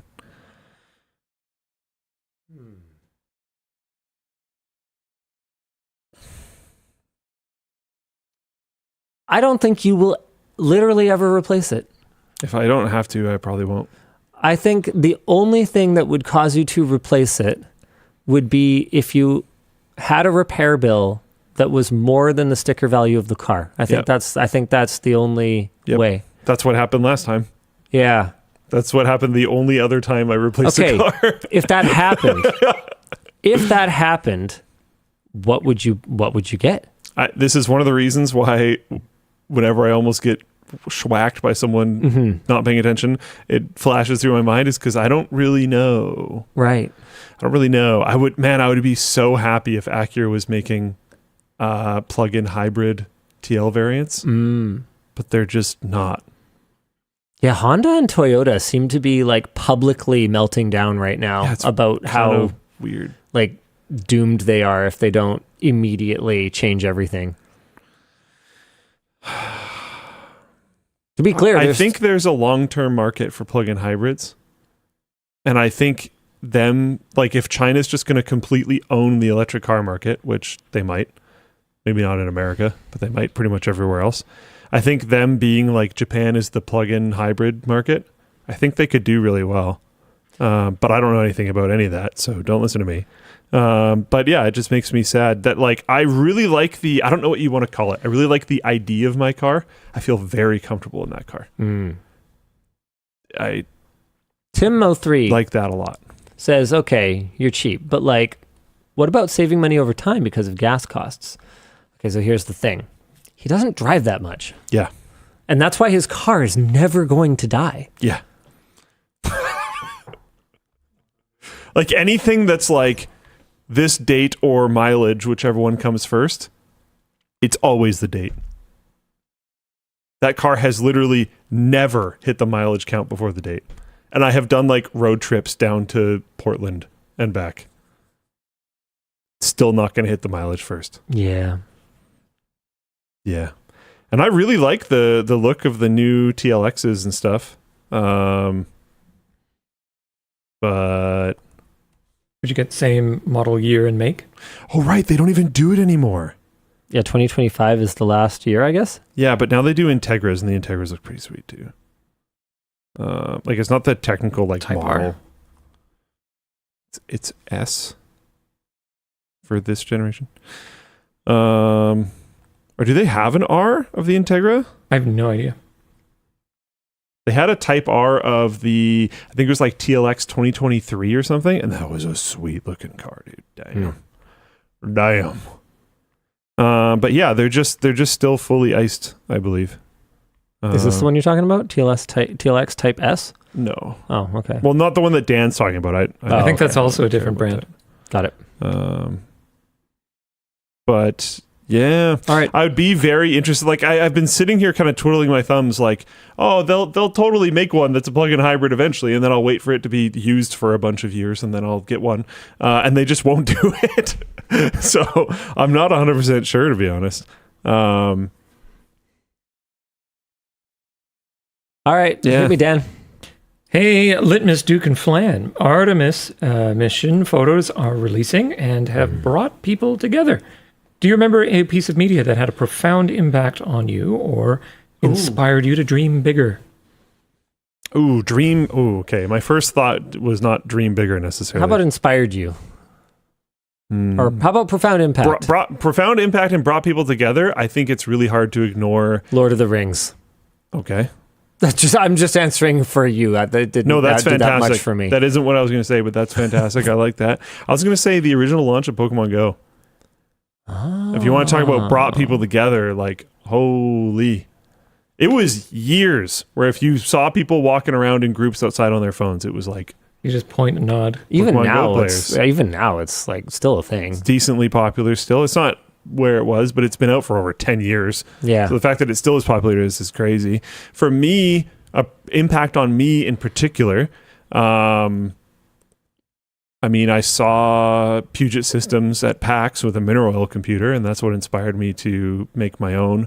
Watching the making of, I think it was Morrowind, and the making of the original Halo were like super impactful on wanting to get me into software development. Yeah, there's tons of stuff, man. It has been really interesting. Like there was 3+ million people. I think at one point in time there's over 5 million people just watching just the streams on NASA's YouTube account. Yeah. Not even all of the other people reacting to it, all the other space channels putting up their own feeds, all that kind of stuff. There was many millions of people watching the Artemis launch, landing, everything in between. And looking at the chat, as divided as the world is right now, looking at the chat on YouTube, which is often like a wretched hive of scum and villainy. There we go. That's the quote I was looking for. Like quite literally. But it's usually so bad. But it was really just people talking about how awesome this was. And like posting their country's flag and being like watching from here or there or whatever. Like, this is so awesome. Look at what we can all do. Really awesome moment. Anyways. This is going to, probably upset someone, but I don't really feel that bad about it. But I think that Prime Minister Carney's recent speech was... the Davos speech? Was the first time that I really felt like a Canadian politician in my adult lifetime actually understood the problems that we have here and actually had some semblance of not just a plan, but the will to try to at least solve them. There's one line in particular that I've used multiple times, and that's nostalgia is not a strategy. I think that at times in my life I've spent, I suspect we're probably all guilty of this sometimes, but I've spent too much time looking to the past for our solutions, and they're just not going to be there. Yeah, I've shown people on many parts of the political spectrum, including people that would generally be against him. I've shown them that speech, and pretty much everybody's been like, damn. Yeah, even people that don't necessarily like him or whatever else. It's a good speech. Good speech. Last one I got for you today. Greetings, Linus and the one on the right. What's a computer product that I'll isn't take it. super necessary, but it's very useful to have? I'm gonna. The one on the right's gonna answer this one first. Nice, solid. I still love it, man. PowerPlay, and I've heard the new one is worse or something. Like I heard PowerPlay 2 is worse than PowerPlay 1. Then use the old Wow. one. I don't know That's why. never happened ever. I haven't looked into it at all because my PowerPlay 1 still is completely awesome and fine. It's just great. And yeah, the default mousepad is too small. I just put an LTT desk mat over it and ditched the default mousepad. Just tossed it. Yep. And it's totally fine. That's a good answer. It's awesome. They are expensive. It's a luxury item for sure, but I'm kind of surprised I don't see them more often because they're just sweet. I haven't plugged in my mouse in years, and I haven't swapped the batteries ever. It's awesome. I'm going to go with my AirPods. They are not necessary. I could But use they're pretty great. I could use wired. I could use over the ears.